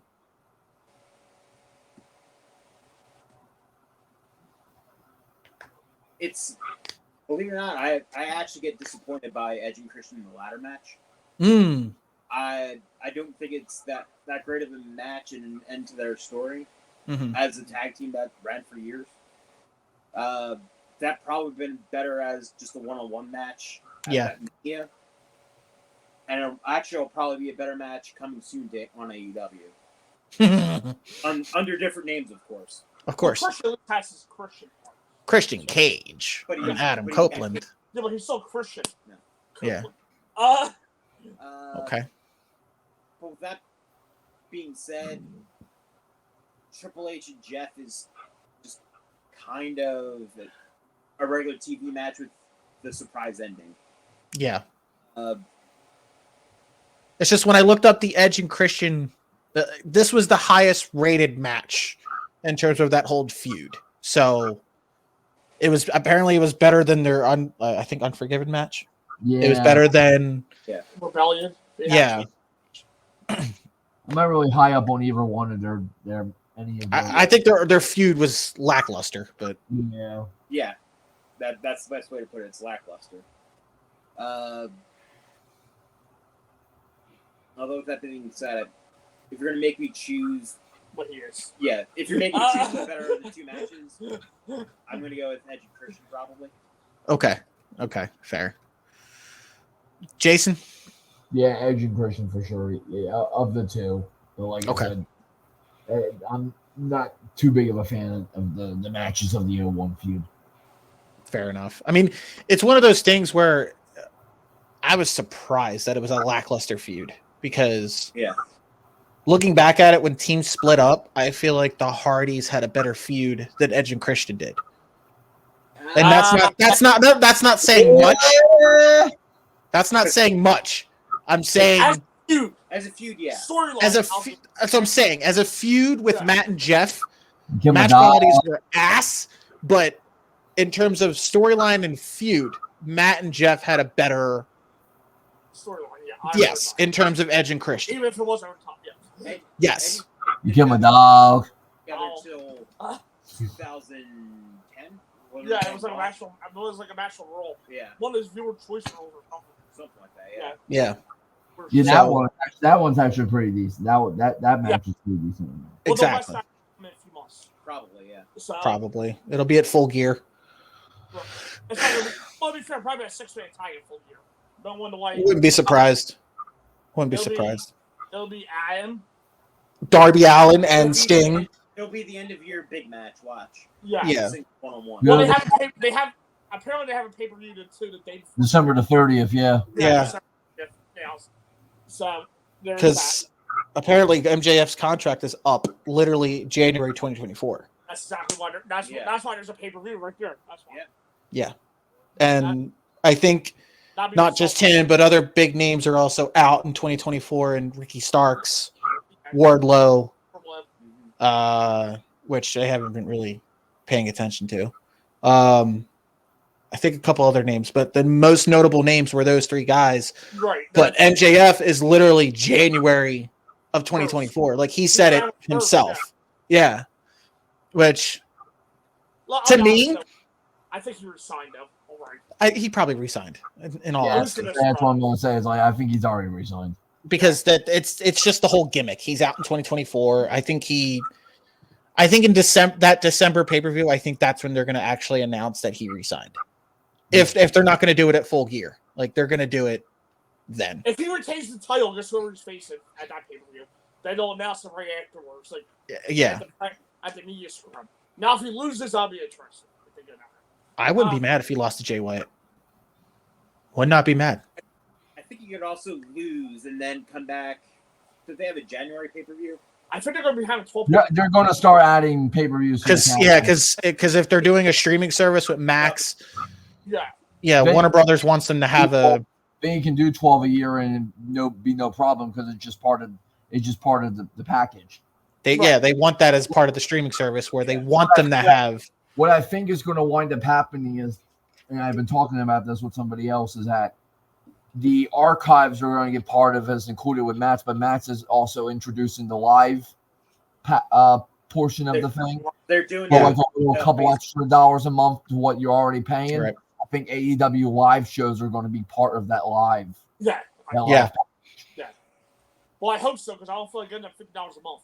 Yeah, no, even I'm going to be the one to say that. Yeah, that needs to go away. That's too antiquated. Yeah. Honestly, I'm tired of fucking searching for streaming services. Like, I'm so tired of looking for streaming sites. I'm trying to find a decent showing, pay-per-view, but like, no, it needs to go to a streaming service where it's affordable and it's easier for everyone to access. Turning time listeners, let's start a GoFundMe to fund the purchasing of AEW pay-per-view.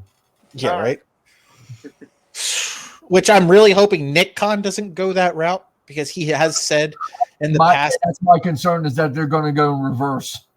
they're going to go back to the $50 pay-per-views, and it's like, I watch. All I say to everybody for 2024 is watch for ESPN Plus. yes, Watch for Yes. ESPN Plus, and then go to UFC Formula. because I really hope that doesn't happen. I would not. Well, no, their Peacock contract doesn't end until 2025 or 26. Yeah, I think even if they stick with Peacock, the archives will stay, in Peacock, but the live events, which is what everybody had wanted to see happen for the network to begin with. no. Like, I'm sorry, the company's great where it's at right now. It's the hottest it's ever been. Stick to Peacock. It's Set to the cock. Yeah. exactly. That's my Edgy. mom. For WrestleFace, Edge of Christian advances. Adam Copeland and Christian Cage. Oh my fucking god, Joe. Joe, Angle and Benoit from Mania 17 Okay. against Shane and Vince from Mania 17. What was the better match? On paper, this should be easy. Mm-hmm. Angle is Benoit's a very good match, obviously. I'm biased. So he's also in the lower end of matches, but Yeah. the worst great day of Angle Benoit here is very good. Plus there's no storyline to this match, and I remember correctly, got added like the roll. It was added like literally within like 2 weeks left. Yeah. This is Shane Dead, the little drawn out over the top of Linda McMahon's comatose story. Here we go again. But it's a good street fight. In my head, I know it was actually more quote unquote memorable. Mhm. But I have a very hard time. In my head, I'm also fighting like how hard time putting this is Shane over Angle up Benoit. Mhm. But I'll leave that to them for the side. I'll go with this as Shane, but I can easily get behind Angle and Benoit. That hurts. So you're on Vince and Shane. Pat. Vincent Shane. Fuck. Wow. It's again, there's not necessarily all that much focus on this Benoit and Angle match. Because it was thrown together last minute. Yeah. It was, and for what it is, it's great. Mm-hmm. But it's only like 7 minutes on this card, and somehow Vincent Shane, maybe not the most technically sound match. It's the moments. It's the moments. It also wrapped up like 3 different storylines at once. It's Linda McMahon's greatest performance ever, Yes. Exactly. which is not saying that much. Yeah. Yes. Trish got her revenge on Vince. Yeah, there's multi facets to this. Yeah. Yeah. It It's like they literally made like a 3-tier cake out of it. It was just okay. And here's my thinking. I don't know how involved he already was with creative at this point, but this has Paul Heyman. That match has Paul Heyman written all over it because that is booked like an ECW dog and pony show. Yeah, that's true. Yeah, you're right. You're right. Okay. You heard it here. Apparently, Vince is a better wrestler than Kurt and Benoit. WrestleMania 17. Well, in their canon, he automatically is better than Benoit because Benoit doesn't exist. I'll do it for you. Moving on to the next round. This is WrestleMania 17. Fuck. So realistically, folks, in WWE canon, it is Vince McMahon versus Shane McMahon against Kurt Angle versus Steven Richards. Right. So, All right, Vince and Shane. Fuck. Yeah. All right. this is about. Damn. If this was Benoit and Angle from the Rumble in like 03, then Even the that case Easily. Even the I case, don't know, because Vince and Shane were doing some great submission work there. This Vince and this matchup is equivalent to that fucking Mandy Rose and whatever the fuck matchup. That's equivalent. Get the hell out of here. No, it's not. Bullshit. that ain't how we feel. Bullshit. Yeah. Anyway, Vince and Shane advance. Fuck. If you want to put the Speaking of Angle Benoit that Pat brought up, the Rumble match was actually what we deemed the greatest Rumble match of all time. I can argue that, but we're good. See? And I fucking argued tooth and nail for that match too. We've got something arguable, right? Well, no, because second place behind it was the Rumble match from 04. I was there live. It's a great Rumble match. I don't know if I'm gonna put. It's not the best Rumble match ever. Yeah, Well, that's the best individual Rumble match. Though. well, the Yeah. way the bracket was shaped out, it's because Well, if I remember correctly, 92. I fought tooth and nail because Angle and Benoit was up against the 01 Rumble match. And I fought tooth and nail. Oh no, I'm sorry. 04 Rumble beat out 01 Rumble. I'm sorry. Angle and Benoit beat out Cena and Styles. I could go with Angle and Benoit beating Cena and AJ. No, I could easily see Cena and AJ win that. But I argued tooth and nail because I focused on more of the wrestling aspect and how Angle and Benoit gave you a fucking masterclass. Well, I'll And- put it like this. What I love about both those matches is they kept it inside the ring. Exactly. And Angle won clean. What's happened in a while. Exactly. He kept Team Angle in the back and he won clean. So that's what I was more praising on was the technical aspect of the match. Granted, these two are my favorite two wrestlers of all time, and you guys know this. But like, And Vince and Shane are my two favorites. So, go fuck yourself. All right. as everyone goes. Cue Christian Cage. And Linda's my Go actual fuck favorite. yourself. And everybody wants to make fun of Adam Copeland. And to be fair, Mm. Linda McMahon is my favorite wrestling actor or actress of all time. So Go fuck yourself. That was Linda's best performance since making out with Eric Bischoff. Anyway, Vince and Shane. stand up like Linda.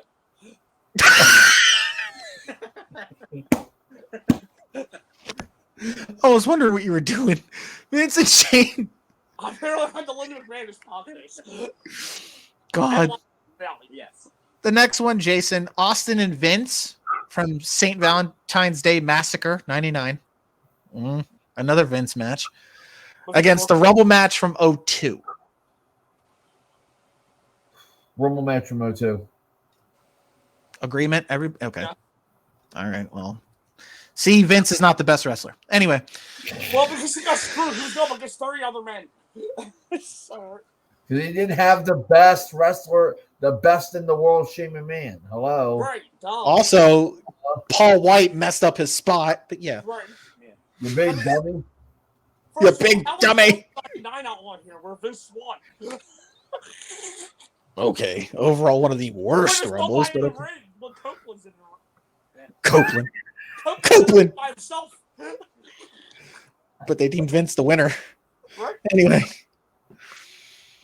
Rumble match 02 advances. The next one, Pat. Rock and Benoit.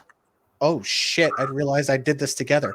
Rock and Benoit, fully loaded 2000. Yeah, oh yeah. Against Y2J and Triple H from fully loaded 2000.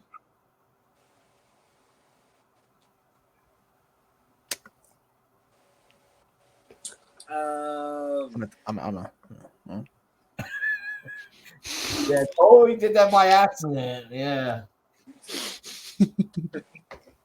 There's two underrated matches. Yeah. On the same show. Actually, underrated. Actually, like, I'm still watching this pay-per-view back for some reason. I don't know why. I thought it was actually a decent pay-per-view. It is Yeah. a really good pay-per-view. It is. I'll go with Triple H and Jericho. Okay. All right. Joe? Yeah. Going for Triple H and Jericho, too. Saves out Triple H just and a little Jericho. bit more. Yeah. Okay. I mean, Rock and Benoit was great. Yeah. Good. That false finish hurts it. Yeah, you're right. Okay. So Y2J and Triple H advance. At least, there you go. Jericho and Triple H advanced. Not the Raw match, but their fully loaded match. The There we better go. match. The better Yeah. match. Ooh. Oh, Joe. No, Joe? Jason. Oh. Jason. Triangle ladder match from WrestleMania 16 or 2000 against the Rumble match from 01. Oh, okay. I thought it was until 2 or 3. I'm not really as big on the 01 match as a lot of people are. It's good. I'm not like super amazed by it. Okay. And at the same time, I'm not super amazed by the triangle ladder match. I think the the other two TLC matches are better than that. Well, this was like the kickstart to it. But Yeah. This is officially adding the Dudleys into that before it went. Yeah. pretty much, yeah. This is I think TLC. because of the Kane performance, Drew Carey, and the fact that we had a quasi 24/7 hardcore division for like 10 minutes of that match, Yeah. put fucking the Rumble from 2001. Okay. Plus Austin's third win. Yeah. And then all the false finishes with that, and then Triple H trying to come out and stop him. Yeah. Okay. So 1 for the Rumble. Pat.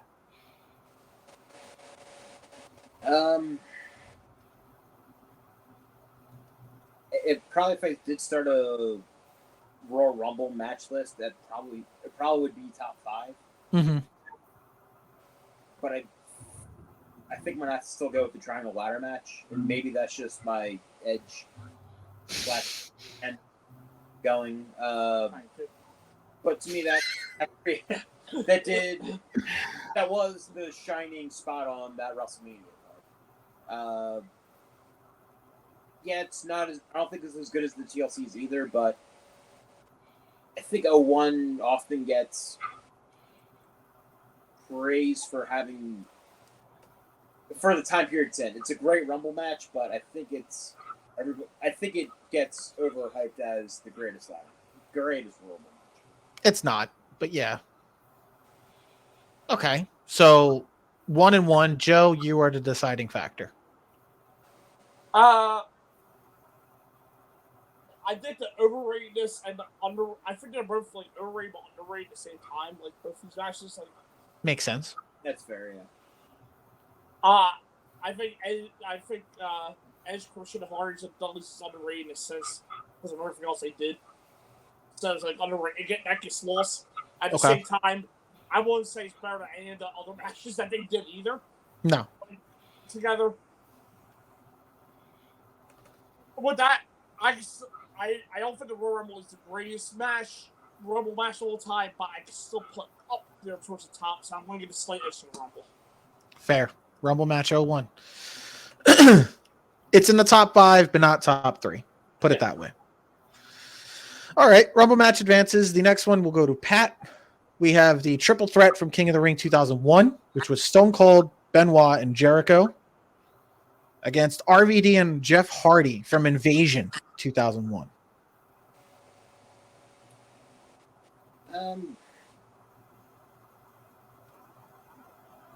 I'll go with the triple threat here.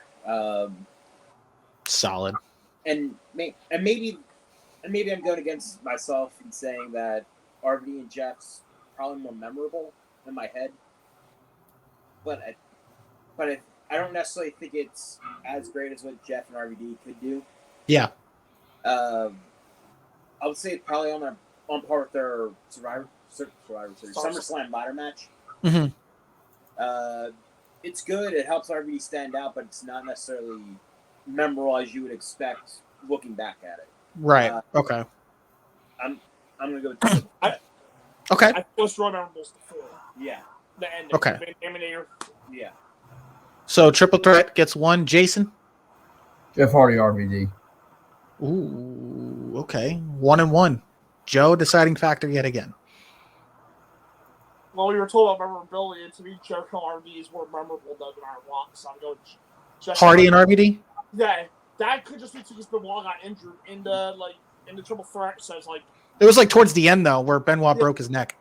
And then Booker injured Wilson by accident, so there was all that. So, Oh, yeah. but yeah, I want to give a slight edge to Jeff RVD, because that's the match that stood out more once we announced it. Oh, yeah, because didn't Austin win by a roll-up? Yes. Because they had to call it, because Austin was injured. Benoit was, Yeah. Benoit was already out the ring and, like, getting out. Okay. So, Hardy and RVD will advance.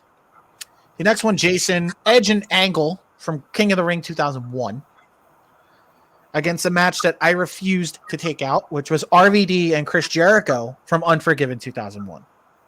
Edge and Angle, King of the Ring finals. Okay. Joe? Edge and Angle. You know, right? Pat, you're in agreement? I actually was Hey, going to say Jericho and RVD. Wow. You went against think- Cope. I think that gets hurt because Don't cope yourself. Cope yourself. They both wrestled multiple times that night, and it wasn't terribly long. And That's fair. Angle had like 3 matches. Yeah. Okay. Fair. Edge and Angle advances. The next one, Joe. China and Jeff Jarrett from No Mercy 99 against Undertaker and Kane from Unforgiven 1998. I'm gonna get shit for this. I don't think Undertaker and Kane have any good chemistry together. What's the bell rings? Other than when that's the bell rings. The storyline is probably one of the best they've ever done. Of course. Story and all that. And as a team, they're good enough. But Working together, yeah. I mean, this probably is their best match off the top of my head. Outside of probably Mania 20. And that's not saying much. No, that's like glorified squash to me. Because their matches in 2010 were fucking dog shit. God, yeah, I'm not even knowing there. I remember talking with Jason back then too. Like their matches were dog shit. Yeah, they're I awful. mean, what's the wacky move? Why not? It's not like making, but I'll go with the good housekeeping match. China and Jarrett. Okay. Jason? Undertaker Kane's in ring chemistry generated. Well, I gotta give the only time I'm gonna be able to give props to the smartest professional wrestler in wrestling history. it is quite a historic match. Double F, If you think about it. J A, double R, E, E, double T. That's Jeff Jarrett. Ain't he great? You know, the time he held up Vince McMahon for $200,000 and held him up with a pea shooter. The smartest man in pro wrestling. Yep. Listen to Oh, the world. a little my world. Anyway, My world. Pat, you're in agreement? I actually was going to go with the Inferno. Every time I ask if he's in agreement, he's always going opposite. It's because Jeff Jarrett and I have Bree Woo. I completely agree with Joe in that the Brief. best Taker Kane match. Yeah. Period. I'm not saying that much. Yeah. That's not saying It really much. isn't. Number 2 is WrestleMania 14, which I think is highly overrated too. Oh shit! I forgot about that. You know what was my number 2 Undertaker Kane match? It's that SmackDown one they had in 2008 when Undertaker was champion. Oh, wait, yeah. Oh shit! It's actually pretty decent. Yeah. It's actually pretty decent match. It was the Edge Taker feud, right? Yes. Yeah. Yeah. Okay. Shit! I forgot about that. And Kane was feuding with Chavo. Yeah. Yeah. It's actually a pretty decent match. That might actually be better than the Inferno match. I'm thinking of. The Inferno match is just because of the match. It's The SummerSlam match isn't even the SummerSlam 2000 match is not even a match. No, he just was No. professional. That's one of the better ones. Yeah. but that's the thing with the I will say this: the Raw match, not the casket one that ends into a clusterfuck. The Raw match for the contendership is actually pretty good too. it's just you would think they would have chemistry, but they don't. They don't. Okay, so China and Jarrett. I'm pushing them all the way. Oh no. Speaking of that, you just brought it up, Pat. It's in the bracket. I forgot about it. It's Triple H and Rock versus at SummerSlam 98 against Taker and Kane from Mania 14. Well, with those, Well, if it's to me, I'm going with the ladder match. Yeah. Yeah. That's great. Unanimously. Unanimously. Okay. the only yellow ladder match. I love that match. Yeah. I love that match. I voted for Jason too because I say unanimously. He voted for Jason. He gave Jason a break. He's like, okay, here you go. I didn't even say unanimously. I just said I agree. But yeah. Okay. I got Jason's a like, little I'll take it. That's fine. I don't care. Take it. Advance it. I don't care. Triple H and Rock advances. This first round's pretty easy for the most part. I gotta give it to you. Well, we're in the later stages of the first round now, so this is where things will probably start to pick up. Joe, Oh wow. Chris Jericho and Chris Benoit from Royal Rumble 01 Okay. against Austin and Benoit from SmackDown May of 2001. That's a very underrated match. Also Yes. The SmackDown one. It's also very high rated. And it was probably arguably their best match in their feud. Yeah. Yeah, I was just going to say it. To the words out of my mouth. This was like the build up to King of the Ring. Yeah. I know there's some wonky parts of the ladder match here you could nitpick, but I love their ladder match though, so I'm down with Jericho and Benoit. But Okay. I can easily see vote for Wilson Benoit. Okay, so you're going Jericho Benoit. Yeah. Pat.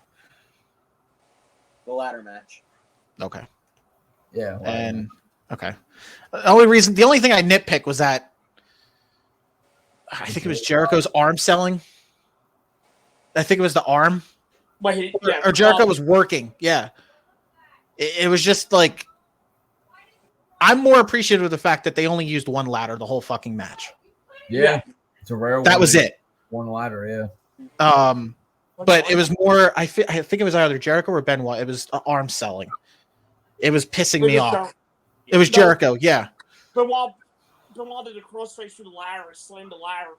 Yeah. The ladder with the arm, and Jericho at the end was slowly multiplying the walls. Yeah. Like he wasn't selling it, and I'm like, motherfucker.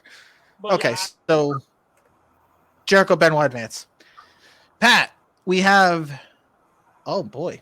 The 2-man power trip tag match from Raw, May 21st, 2001. You know, quad. Against the 10-man tag from Raw, February 7th of 2000. Jason's laughing. Is this like the one where Kane returns? That one? Yeah. I believe so. With the yeah. Where Kane returns the Paul Bearer. It was helmed as one of Raw's greatest matches. So Both of them are. yeah. Having a hard time, Pat?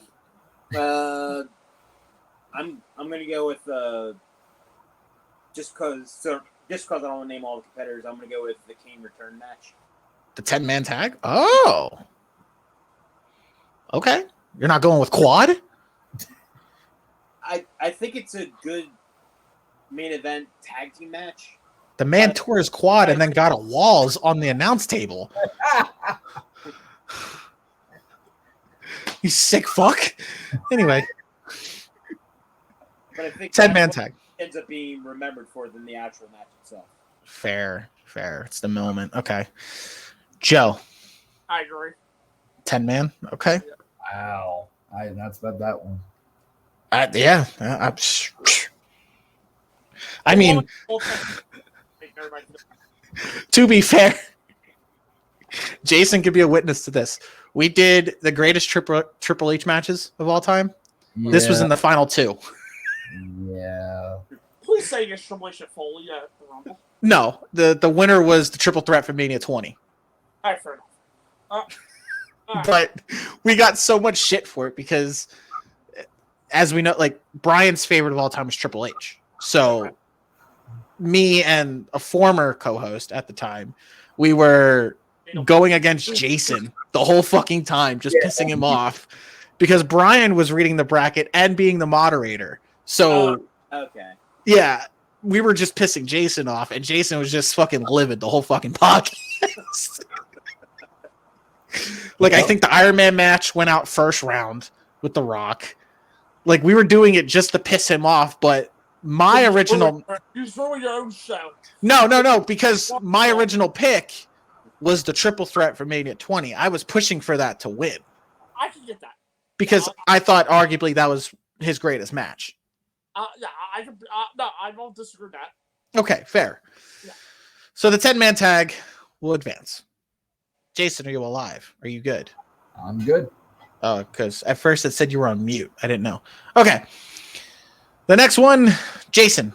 Rock and Jericho from Rumble 2002, since we talked about it earlier. Against TLC 1. TLC 1. All right. Agreement. All right. I'm just voting for everybody unanimously. Here we go again. Yeah, The final matchup of the first round.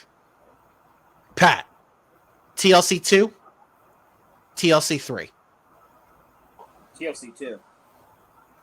TLC is great and underrated, but TLC 2 is on the highlight reels of just about every WWE video package they've ever made. It epitomized. Yeah. Everybody in agreement? Yeah. Yeah. I knew this was the final 2 though, because that was my sub. Yeah, TLC 3 was your sub, and I was like, ah. I knew this was the final first round. I said this. Yeah. But yeah. Joe's like, where the fuck is TLC 2? Everybody kept, like, you guys kept wondering, where the fuck is TLC 2? Right, and then went up against my substitution. Yeah. Okay. Yeah, so yeah. All right. So second round, this is what we usually do. Speed round. Jason, we have the triple threat from SummerSlam 2000 against Trish and Stephanie. Trish and Stephanie. Oh. Okay. Joe. I'm going to go with Trish and Stephanie too. I think just because if you think about the low expectations of that and what they delivered, that doesn't get talked about enough. And I think I love the triple threat, but I think it could have been more if it wasn't the injury on that. So I'm going with Trish and Stephanie. Am I living in the Twilight Zone? What the fuck? I mean, it's not the cat versus Terry Stink Face. I feel like I'm having like bad PTSD from the podcast is past, because like I did not expect Trish and Stephanie to go to the third round. Holy shit! Pat, are you in agreement? I'm not. I actually would have gone Motherfucker. I'm gonna stop asking you to be in agreement. Just fuck. So Trish and Stephanie. Wait. Why does that even matter? Wait, it's not like the rest of the Yeah.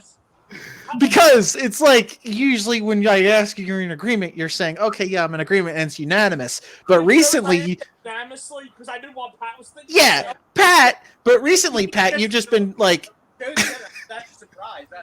I was actually surprised when Jason said it. that's the thing, like, because you've been saying, okay, I'm yeah, actually agreeing with you, and you're on me for agreeing with you. because I thought you'd be unanimous, and like now you're just twisting my left nut here. Jason didn't go out, and me ain't. It's Yeah. a no one. Fuck. Okay, so Pat agrees with me. Wrestler Kurt Angle. That's not what we just proved. Yeah, apparently. Pat agrees with me now that I know that Like, going no, forward. And I get yelled at for not agreeing with That- everybody. No, I'm not mad about the fact that you're like, I'm not mad about you agreeing with me. I'm mad because every time I ask you if you're in agreement, you go, actually. Like, the fuck? Actually, his name is Adam Copeland, not Edge. Oh my All right, god. so I agree with you. Or Jason. Take a shot every time Joe corrects us. They're always going to be on me. Yeah. All right, so Trish and Stephanie surprisingly advances. Motherfucker. Pat, you're going first. Mankind and Taker, the Cell, against Christian and DDP. Mankind and Taker. Joe. Mankind Taker. Jason. Yeah. Vince. Yeah. All right, Jason. Go on, Jason. Actually, no. Fuck this. Pat, you're no more in agreement shit. You're first. So, Edge and Christian and the Hardys That's from not- No Mercy 99 I Okay. wonder who Edge is. against Cactus Jack and Triple H from the Rumble. Cactus and Trips. Joe. Goodbye, Tit. Cactus. Bang bang. Bang, bang, tit. I just want to say, Christian Stephanie's going to be the final 2 just to get out. I swear to God, if Trish and Stephanie is the final 2, I'm throwing this fucking laptop. Like, at this point, fucking you guys take over. I quit. If Trish and Stephanie are in the final 2. Fair enough. All right. Fuck. Y'all just overran me out of my podcast. I feel like Vince in Endeavor. Fuck. I am your Ari Emanuel. So Cactus Jack and Triple H advance. The next one, Jason, Angle and The Rock, No Mercy 2000, Kane and X-Pac. Kane and X-Pac. Pat, Rock and Angle. Joe. I really like the KX match.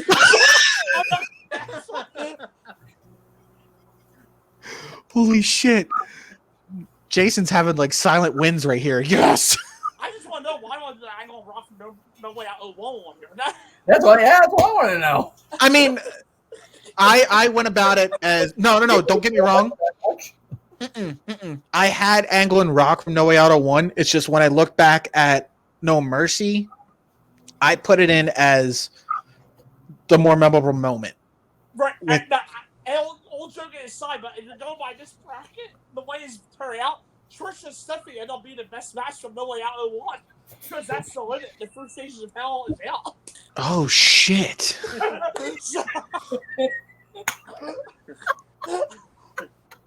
Speaking of No Way Out 01. Fuck. Okay. Wait, Oh no. Barrett's the best match. Oh, no. This is where that randomizer went awry. Oh my god. Fuck you. Anyway. What do you want to? I also felt like I got to do Trisha Flowers because I eliminated her twice in the first round like the last times. You did. The next one, Joe. Yes. Rock and Triple H, the Iron Man match. Okay. Austin and Angle from SummerSlam. I don't know. We'll say Angle for SummerSlam. Pat. Rocking trips. Fuck, Jason. Iron Man match. That's Jason's bread and butter, man. It's my top. It's the top 2 Iron Man match for me. So I don't care. Yeah, I was gonna say. Okay. The next one, Pat. The WWF and Alliance. Hardys and Dudleys.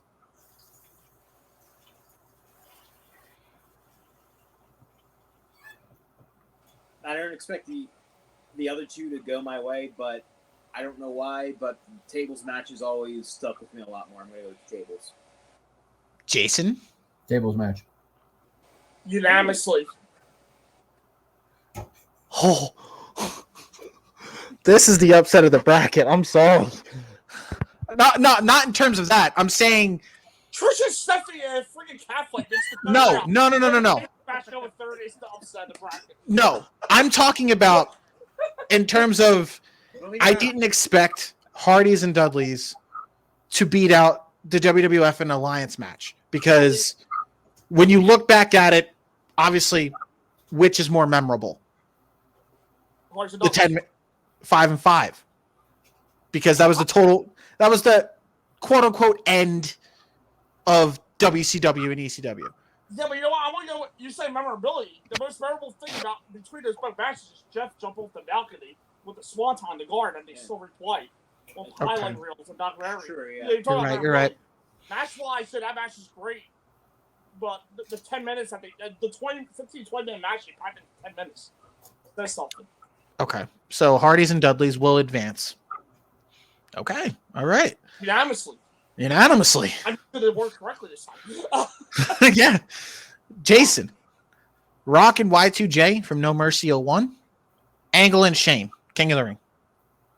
Angle and Shane. Agreement? Unanimous? Okay. Thank you, Pat. Anyway. Pat. Michinoku and Brian Christopher in your house. A 6-man Hell in a Cell. The 2 matches I picked against, I believe. Yes. You did. Taka and Brian. Jason? Light heavyweights go for a. Yeah, obviously. Fuck you, 6-man Hell in a Cell. I'm tired of you winning. Get the fuck out of here. Fucking Tired of it. Okay. Flatbed. Jason hates that match. Actually, I think I know the most cool thing of that match. The promo Rock cut on Raw, like Yeah, making fun of everybody. yeah, that's the most memorable thing that comes from the Where he was just roasting everybody. And then that Raw where then that same Raw where Vincey's 3 finishers in a row. Yeah. Yeah. The baby faces. That was a good Raw. Anyway.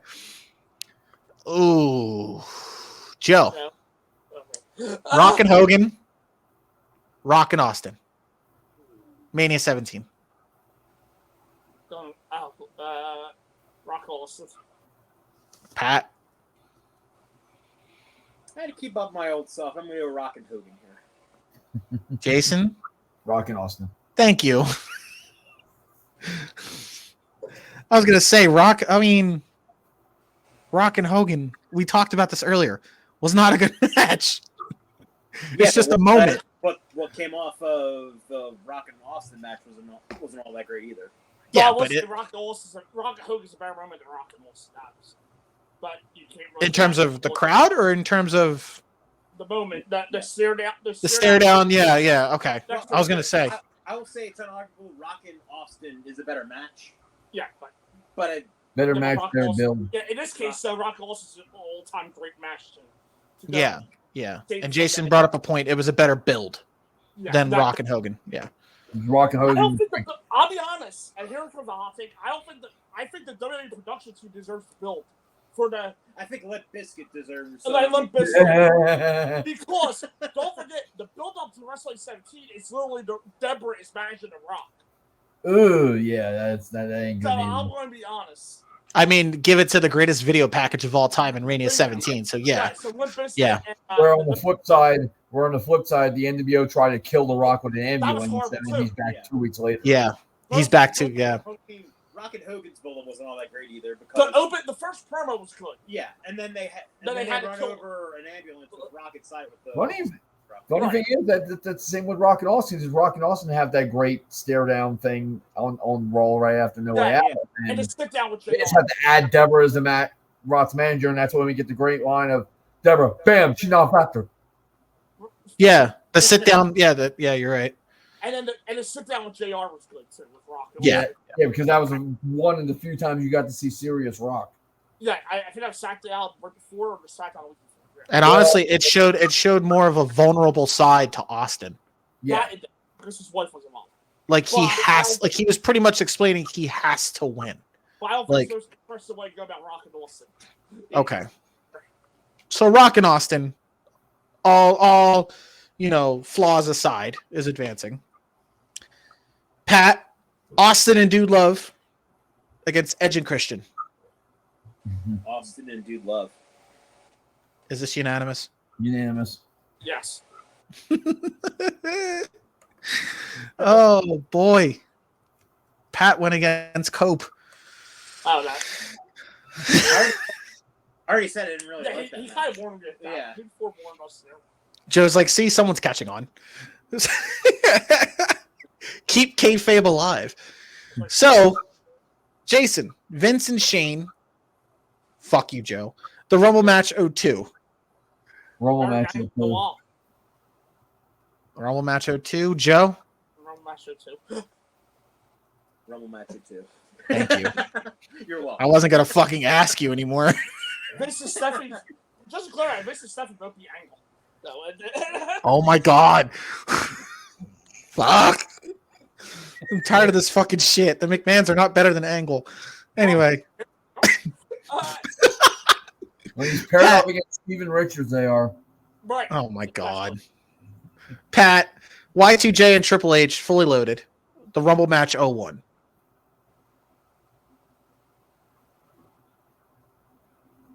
Jericho and Triple H. Jason. Fully loaded. Okay. All right.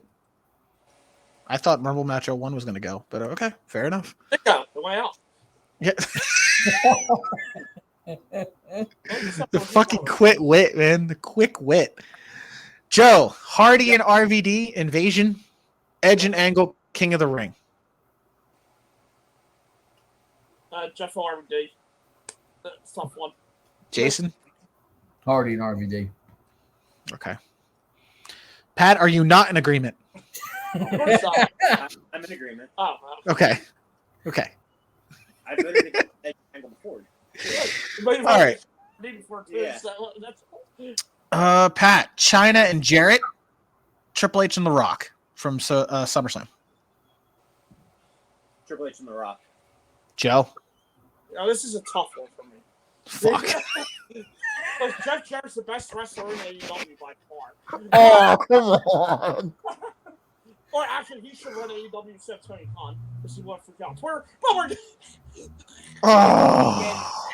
Then again, you get TNA from like 02 to like 07. I'm being an asshole. Where I'm Jarrett pretty much held the company hostage? Yeah. Of course, it's The Rock and Triple H. Of course. Okay, Jason, He's speechless. don't do it. I was going to say John and Jared. Thank you. Were you really Yeah, over the ladder match? over the ladder match because I have to champion one Rock Triple H match. Oh right, we have. Wait, that might be enough to convince me. Hold on. Are you kidding me? Yeah, but it's gonna be a later. That's Jared starts Hold again. on. I can't get up here. No. Jason had a chance. He was like, "God damn it!" It's safe to say Triple H and Rock will advance. Did not have Karen Jarrett in it, therefore it does not advance. Fair. That was way better than the Karen Jarrett debacle. From hey, Well, that's been the highlight of Jared's W. So yeah, that's true. Oh God. Okay. Triple H and The Rock. Karen Jarrett versus Aubrey Edwards. Woo. That was a fantastic match. It was. Well worth it. It's one of better than Leatherface showing up though. oh, true. Which apparently I read was Tony Khan. That's what Matt Hardy said. He was involved with it, so I'm going to assume he was right. I mean, hey, whatever. Whatever it gets to. It helped a good cause, though, I guess. Yes, very Yeah. good. Yes. Yeah. I feel bad though that we all had to sift through that. We should get money for that watching that. I mean, no. To be fair, we also sat through that fucking. What was it? That zombie lumberjack match? Yeah, man. Right, yeah, that's it. One bad doesn't make the other one good either. Yeah, no, we sat through that, so. Okay, Well, didn't get killed in storyline that is true. in the Texas Chainsaw Massacre match, whereas Miz was supposedly eaten by zombies. I mean, then, yet again, Jarrett was covered in, like, fake blood. Yeah. So. And I think Taz called it out. I think he called out, like, Yeah, paint or some Taz- shit. I just don't give a fuck. And I love him. Taz called it. He was like, "That's like some sort of paint." He just started fucking laughing. I fucking love Taz. I just feel bad for us to have to watch that for 10 minutes. Yeah.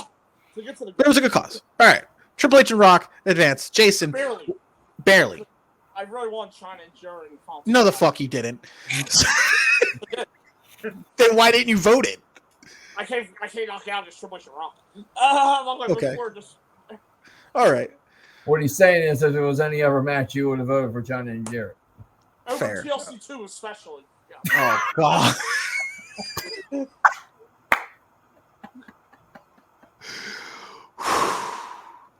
Oh man. All right. Jason, Y2J and Benoit from Rumble 01 against the 10-man tag from Raw. The Kane return match. Y2J and Benoit. Pat. I agree with Jason. Unanimously. Okay. Pat. TLC 1, TLC 2. TLC 2. Joe. Oh, everybody's in agreement with 2. All right. I don't even have to say shit. All right. TLC 2 advances. Will it win? I don't know. All right. Joe. Trish and Stephanie against Mankind and Taker. Now this is a tough one for me. Fuck you. Fuck you.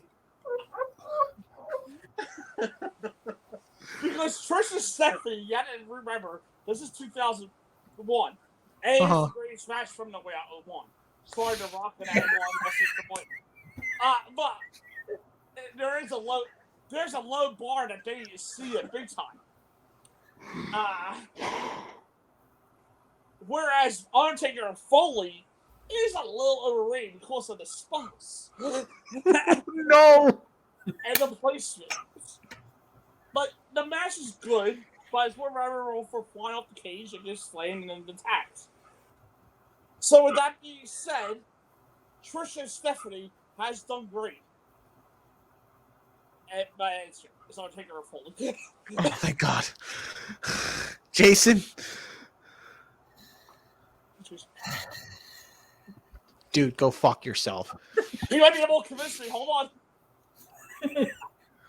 I will literally send a video of Christian Cage to you right now if you pick Trish and Stephanie. I don't understand that reference. The go fuck yourself reference. Oh, okay. That one. All right. Oh, it's not the first time I've been said that. It won't be the last. Pat, have fun. It's your vote. You're picking Trish and Stephanie? Yeah. Oh my fucking god. Pat, You know what? The Trish does have the best theme song. Ah! You know what? I could just piss you two off right now. You know I vote for the Hell in a Cell. Yeah, but I can go the other way. You vote for Trish and Stephanie, you know? I I mean, pissed off. he's been calling me out for Yeah. not agreeing with. that's not what I. Oh my god. The whole entire time. Don't cope yourself. Yeah, I gotta keep. Someone's gotta keep the dignity around here. I'm gonna go Hell in a Cell. Oh my god. Okay. But hold on, Jason might convince me with his argument that he didn't have one. You know Shut what? I up. vote for Shut Trish. up. What? No, I'm sorry. Oh. Oh. Jason, I hope you know you have a video waiting for you. That's fine. Asshole. It's already sent in the group chat. So Mankind and Taker advance. Ah, man. My jaw hurts from like keeping it open and surprised that whole time. Here comes the next surprise. Is there Kane and X-Pac up next? It is Kane and X-Pac versus Cactus Jack and Triple H. Oh, well, Pat. Goodbye, Kane and X-Pac. Oh, sorry. You're Pat. All right, Pat. What is it then? Triple H.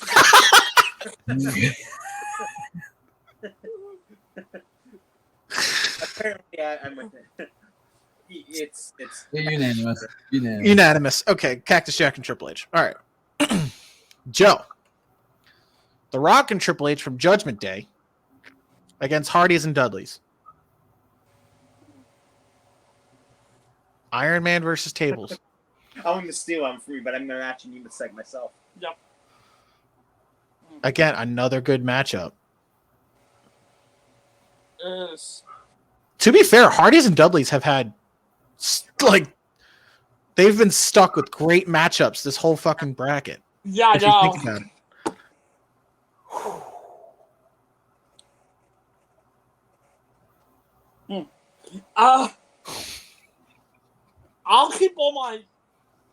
I'll keep on pushing for them because I've been doing the whole time with the tables. So I'll go with the tables match, but I completely understand this elimination. Okay, Hardys and Dudleys. Jason?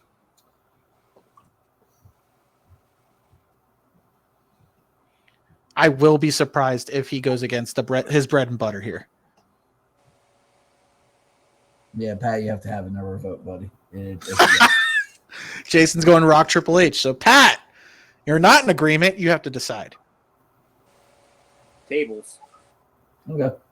That's fine. Woo! I'm actually not mad on that one. I'm really not because of The the tape. goes against. I always come back to that's one of my favorite matches of all time, and Fair. sometimes I have to be reminded of the Iron Man match. Fair. That's their one. I mean, this could have been easily like a Final Four matchup. So, Right. not mad about it. Not mad. Hardys and No. Dudleys advance. All right. Jason, Angle and Shane, Taka Michinoku, and Brian Christopher. The sleeper match, in my opinion. Not Trish and Steph. Fuck No. you. No, Trish and Steph should have went second round. no, it should have won Final Four. But you didn't vote it, so fuck you. Yeah, well, because it's a hard one to beat. So, So yes, Jason. Angle and Shane. Yep. Yeah. Unanimous. All right. Yeah. apparently that was a timeless Tony Swim silent movie. Well, no, I had a drink in my mouth. It's fun. Angle and I Shane. realize there is an audio portion to this podcast that. Yeah, I had a fucking drink in my mouth. I mean, I started this motion to be fair. So that's all. Wrap it up. That's on me. Yeah, I took that from Pat. Yeah. We have our timeless Tony Swim portion. All right. Pat, Rock and Austin. Austin and Dude Love.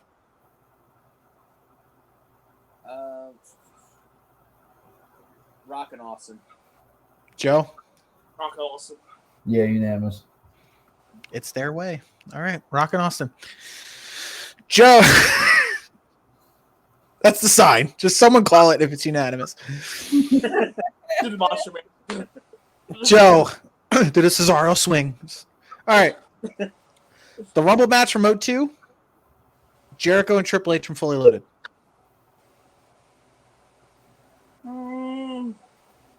I'll have some fun with this one. I'm going to Triple H Jericho Fully Loaded. Pat? I'll let this come down to Jason and his favorite. I'll go the Rumble match. Rumble, okay. Jason? Triple H and Jericho. Ooh. All right. Triple H and Jericho. Pat, Hardy and RVD. Triple H and The Rock from SummerSlam. Triple H and The Rock. Well, at least they're going to advance with this one and not the other one. Joe? Agree, but Triple H and Rock. Jason? Unanimous. All right. I'm Triple H Rock, but it's fine. All right. Joe. Yes. Y2J and Benoit. TLC 2. TLC 2. Pat. TLC 2. DLC 2. All right. Whew.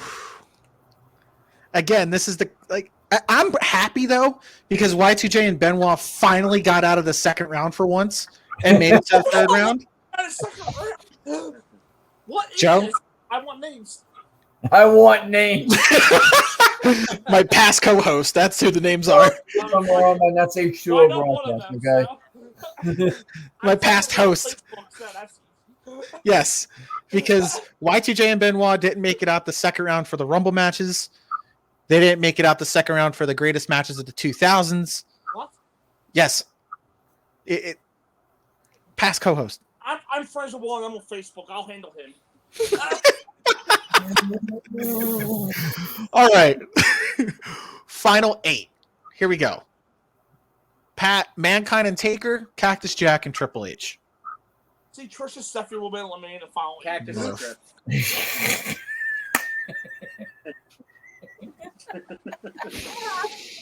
This is gonna carry over. Like, Yeah, take a of course. shot. How many times fucking Joe's gonna mention Trish and Stephanie? Like right now. It's become the Edge and Lance Storm. Like right Fuck. now. Or Adam Copeland and Lance Storm. if Very you will. good. Or the fuck? Very good, Joe. Like right now, I'm thinking about, man, why did I get rid of Trish and Stephanie? Because I Oh my think it's going to God. be a closer battle, and this was here instead of the Hell in Cell. Unfortunately, the Hell in Cell is here, and not Trish and Stephanie. And that's on me. I will admit. So I'm going with the street fight. Okay. Now my heart is with, in honor of Stephanie, because Triple H is in it. Stephanie does have a part in it. There you He go. wants Triple H out. There you go. And I'm loving this logic. Even not only that, Triple H later in 2000 also plays a part with Trish. Why didn't do the arm bar with the arm wrench? So yeah, there you go. Yeah. So we're doing it. In Jesus honor. Christ. My logic is working. And So, then it leads to the Jason, you're going street fight? I'm going to street fight. Okay, Cactus Jack and Triple H advance. That's the Trish and Stephanie. Ooh, okay. It's avenging them. Triple H is avenging Stephanie. That's All right. He's not anymore. But that's Nah. All right. Joe, Hardys and Dudleys, Angle and Shane. I'll keep on going for the one I've been rooting for. Hardys and Douglas. Jason? Hardy's and Dudley's. Okay. tables. Okay. Wow. Okay. Go for All it. right. So Trish and Stephanie. Yeah. We'll be it. Fair. Although, like, now that looking back and we've talked about it, I did not expect Hardys and Dudleys to be in the Final Four. I legit thought it was going to be Austin and Triple H from No Way Out, to be honest with you. But now that we actually talked about it and looking at it in hindsight of what should have been, it's Yeah. understandable now. Okay.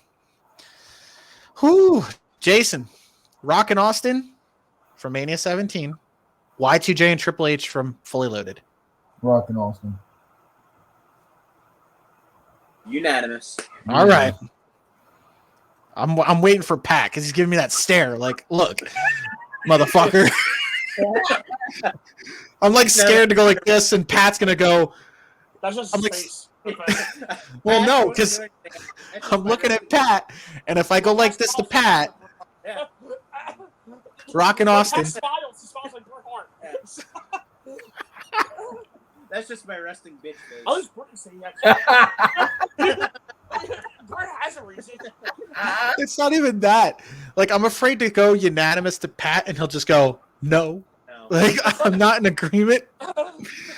Rock and Austin advances. Joe, Triple H and The Rock, SummerSlam. TLC 2. Chelsea too. Pat? DLC 2. Unanimous. Damn. All So right. Royal Rumble 2000 and WrestleMania 17 are the two greatest pay-per-views Oh, of the era. I don't necessarily disagree with that. Yeah. I'm not mad about it one bit.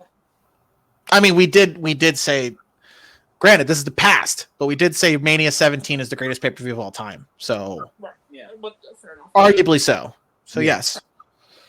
You don't want to know who beat in the finals, but yes. Please tell me. Because I'll be finding this person on Facebook. It was Mania 38. Not Last year's Mania. At least it's a good Mania. At least. Well, this was before we got into Mania 39 and all that. So yeah. No, I know that, but I mean, for modern day Vince Manias, that one could have there's been way worse. So I'm not fully mad. Depending on how the bracket Okay. works.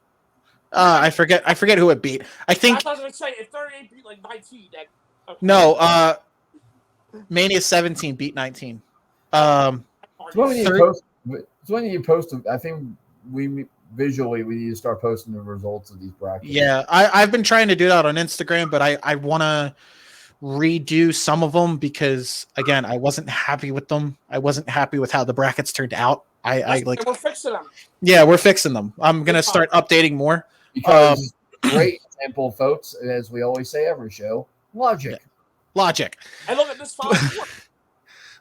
But I think Mania 38 beat out Survivor Series 02 Okay. in the final four. Yeah, I think so. Okay, fair enough. Fair enough.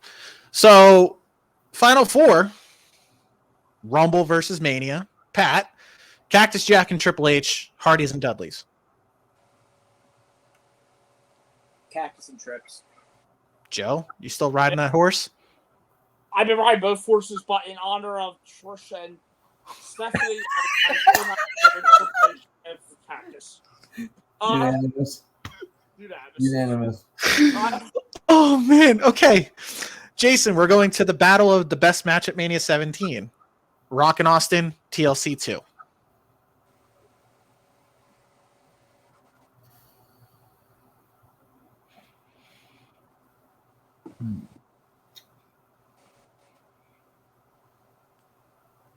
Rock and Austin. Joe.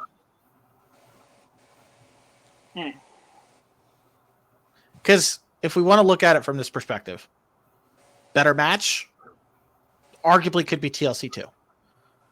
Better story, better feud, better overall crowd feel and going into it, Rock Austin.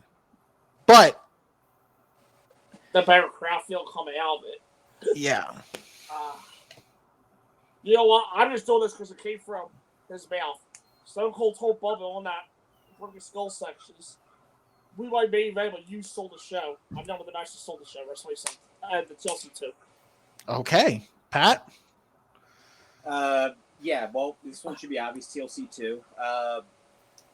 Rocket. Obvious? Well, for me.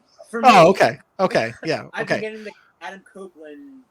Who's talk that? to Joe all day. Who's that? He needs Yeah. to cope. He needs the Copeland. Day. Who the hell's Adam Copeland? James Uh, Edge. But Rock. His name is mine. Would you let me speak? Shut up. No. You're pulling Adam Copeland. His name's Edge. When we get to Austin and Rock, we have to carry over what happens at the end and what comes after this match. And especially in the later rounds, that becomes a big factor. As, well, the Hardys, ENC, and the Dudleys become more household names in the wrestling. This is the end of the rival. Austin and Rock has to do another one to complete it.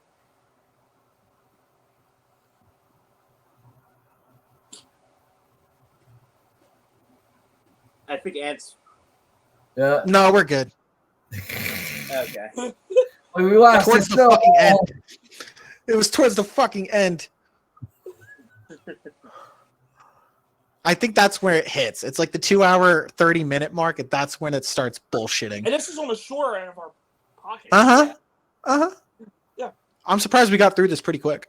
Yeah, no, I'm proud of us. Yeah, good. But you were saying, Pat, you were shitting on Rock and Austin? I wouldn't necessarily say shitting. The aftermath causes, and the end of the rivalry doesn't happen until 2 years later, Okay. where they Fair. actually do have a more solidified ending there. Fair. And TLC stole the show for me. So TLC 2. Now we're in the finals. And if StreamYard wants to take a shit on me now, go for it. Joe. It closes out. Yeah, we'll close it out. TLC 2, Cactus Jack, Triple H.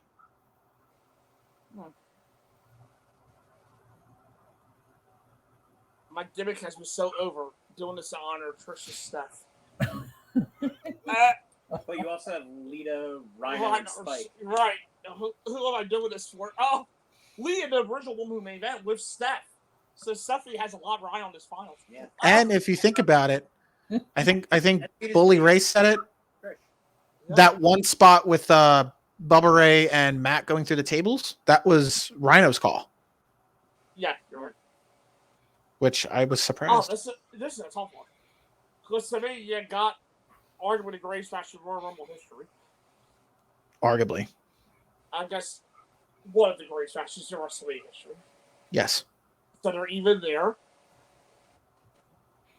Crowd work was fucking fantastic for both of them. So they're Yeah. even there. They stole both their shows. They both, well, the competitors in the matches came out better going in. And Those it's shows are probably one of the greatest pay-per-views of all time. right. Yep. Logic prevails. Yes. This is supposed to be tough. Yes. And each match you could say is the story-making match for the people. Well, not necessarily for Foley, but for Triple H in it, because Foley was already a star. And Right. then, like, the 6 of them. So Right.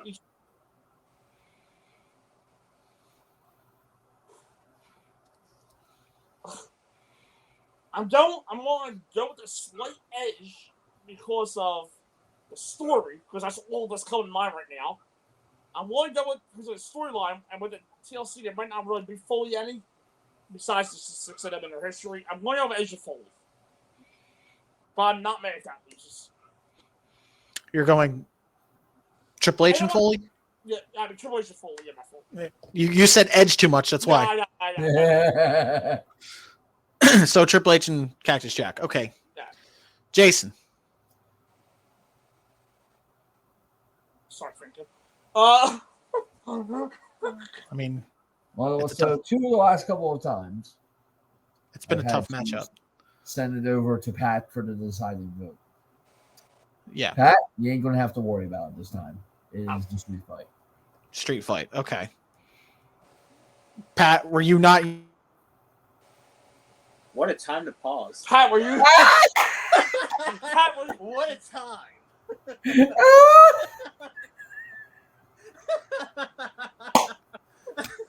We Pat, were you Who's to say were you not in agreement? I'm not sure if it froze again or not. No, you're good. It's like blurred. You're good.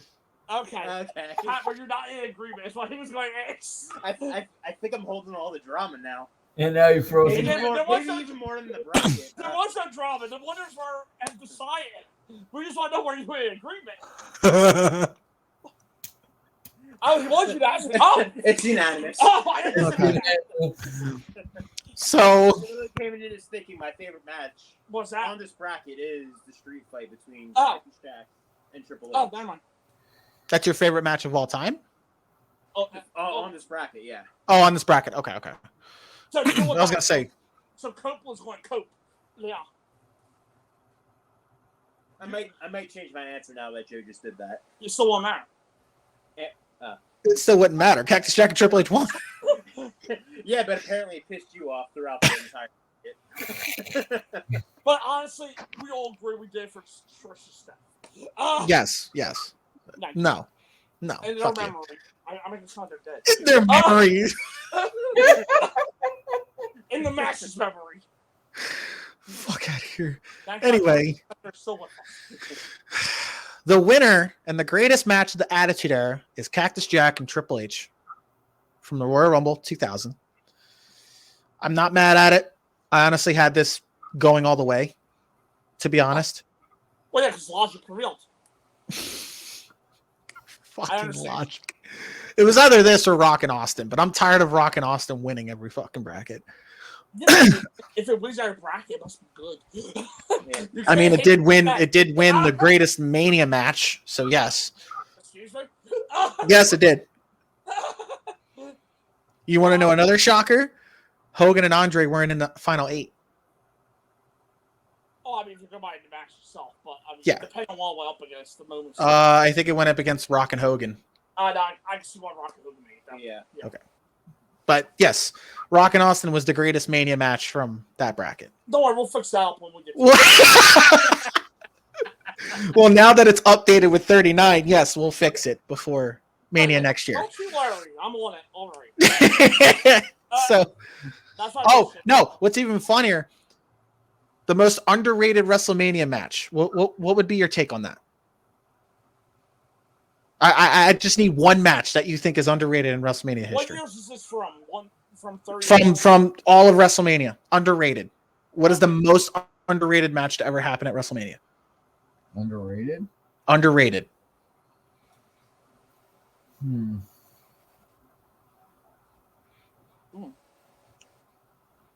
The Cat versus Terry WrestleMania 6. Fuck you. A more serious pick, for some reason, what's jumping in my head is Diesel and Undertaker. I actually really do like that match. Okay. Something that's jumping in my head, it gets praised, but I don't think it's talked about enough, is Britt and Piper from WrestleMania 8. Yeah. Okay. Their IC match. Or Macho and Flair from WrestleMania. Okay. Yeah, Macho and Flair had a good match in 8. Yeah. H Well, is Macho not- and H is Macho not and Flair was in the greatest Mania match bracket.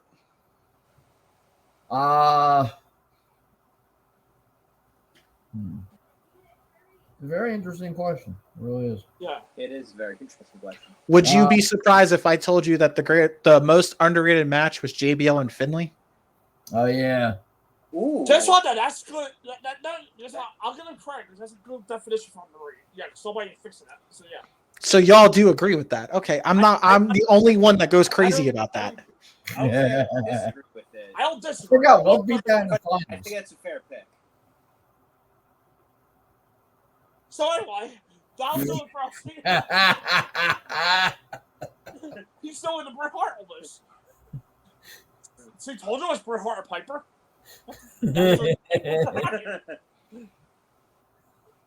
Fuck!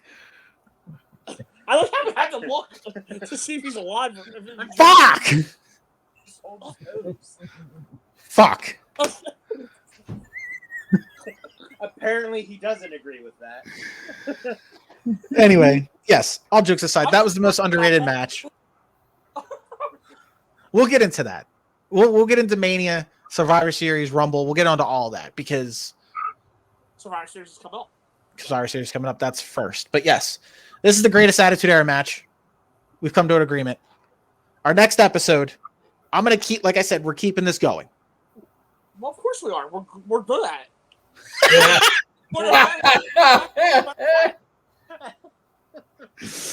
Why end it now? The next bracket we're going to be talking about is the greatest matches of the Ruthless Aggression era. Okay. And just a clip. I was going to tell Mom I was free next week. You probably could have held that to afterwards. Am I good? Am I You're shitting good. again? Good right now, Okay. yeah. Fucking StreamYard. And it's not my internet connection. It's fucking StreamYard. Anyway. Yes, Ruthless Aggression era. We're going to be talking about it. You guys will get the list for that.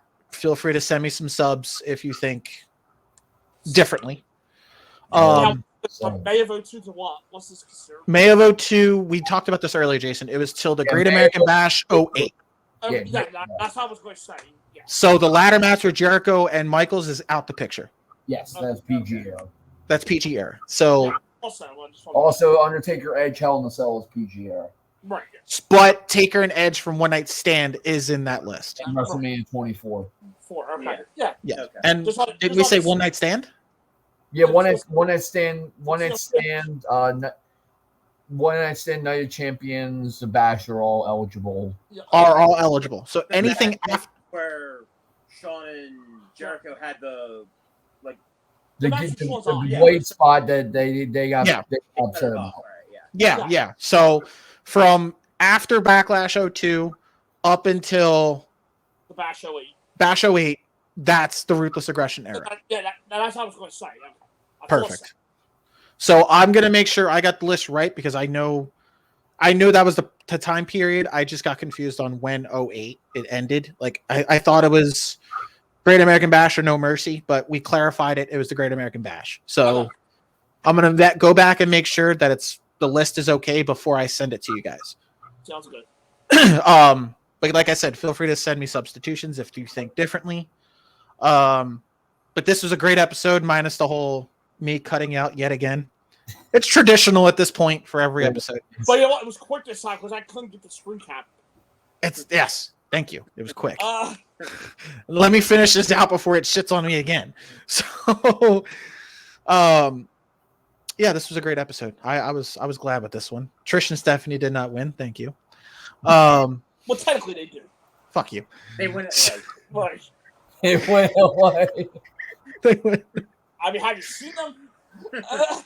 Oh God. Anyway, shout out to our sponsors, Optivist Crew, Coffee with Cardio, and Box Water. Check them out on Facebook, Instagram, and X. Check out Joe and Pat on their show, Wrestling in Mom's Basement, on YouTube. Also follow them on X and Instagram. Check out Jason Rowland on H2O Wrestling on IWTV. They got some pretty solid events coming up. Can't wait for that. Yep, Sean Henderson Promotions on the 21st. Yep. We got Halloween weekend. We also have the IWTV movie, which the trailer just dropped. Yes. As we're recording this today, for the Buried Alive thing with Cruel and Matt Tremont, that will air on Halloween night. Can't wait for that. But check him out. Follow him on Instagram and X. Do not stalk him on Facebook, please. or you can. Straight, and he'll just ignore you. Yeah. We don't judge. Don't worry, there's some form of Anyway, this has been great. Thank you guys for listening to Turning Time Podcast and watching. As Pat stays for stalking. Thank you for watching this episode. Be sure to follow us on Facebook, Instagram, and X, and on YouTube. Be sure to like and subscribe. It helps get the follower count up. It helps get the view count up. So please go check us out. Also, we're on all streaming platforms, which is Spotify, Apple Music, wherever you hear your podcast. We're on there some way, somehow. So go check us out. Thank you for listening. Thank you for always supporting us. We will catch you next time on another episode of What the Fuck. And yeah, this yes, I know turning time, but an episode of, another episode of fucking shenanigans. So yes, thank you guys. We'll see you guys next time. Holy fuck. Oh God, I fucking hate streaming.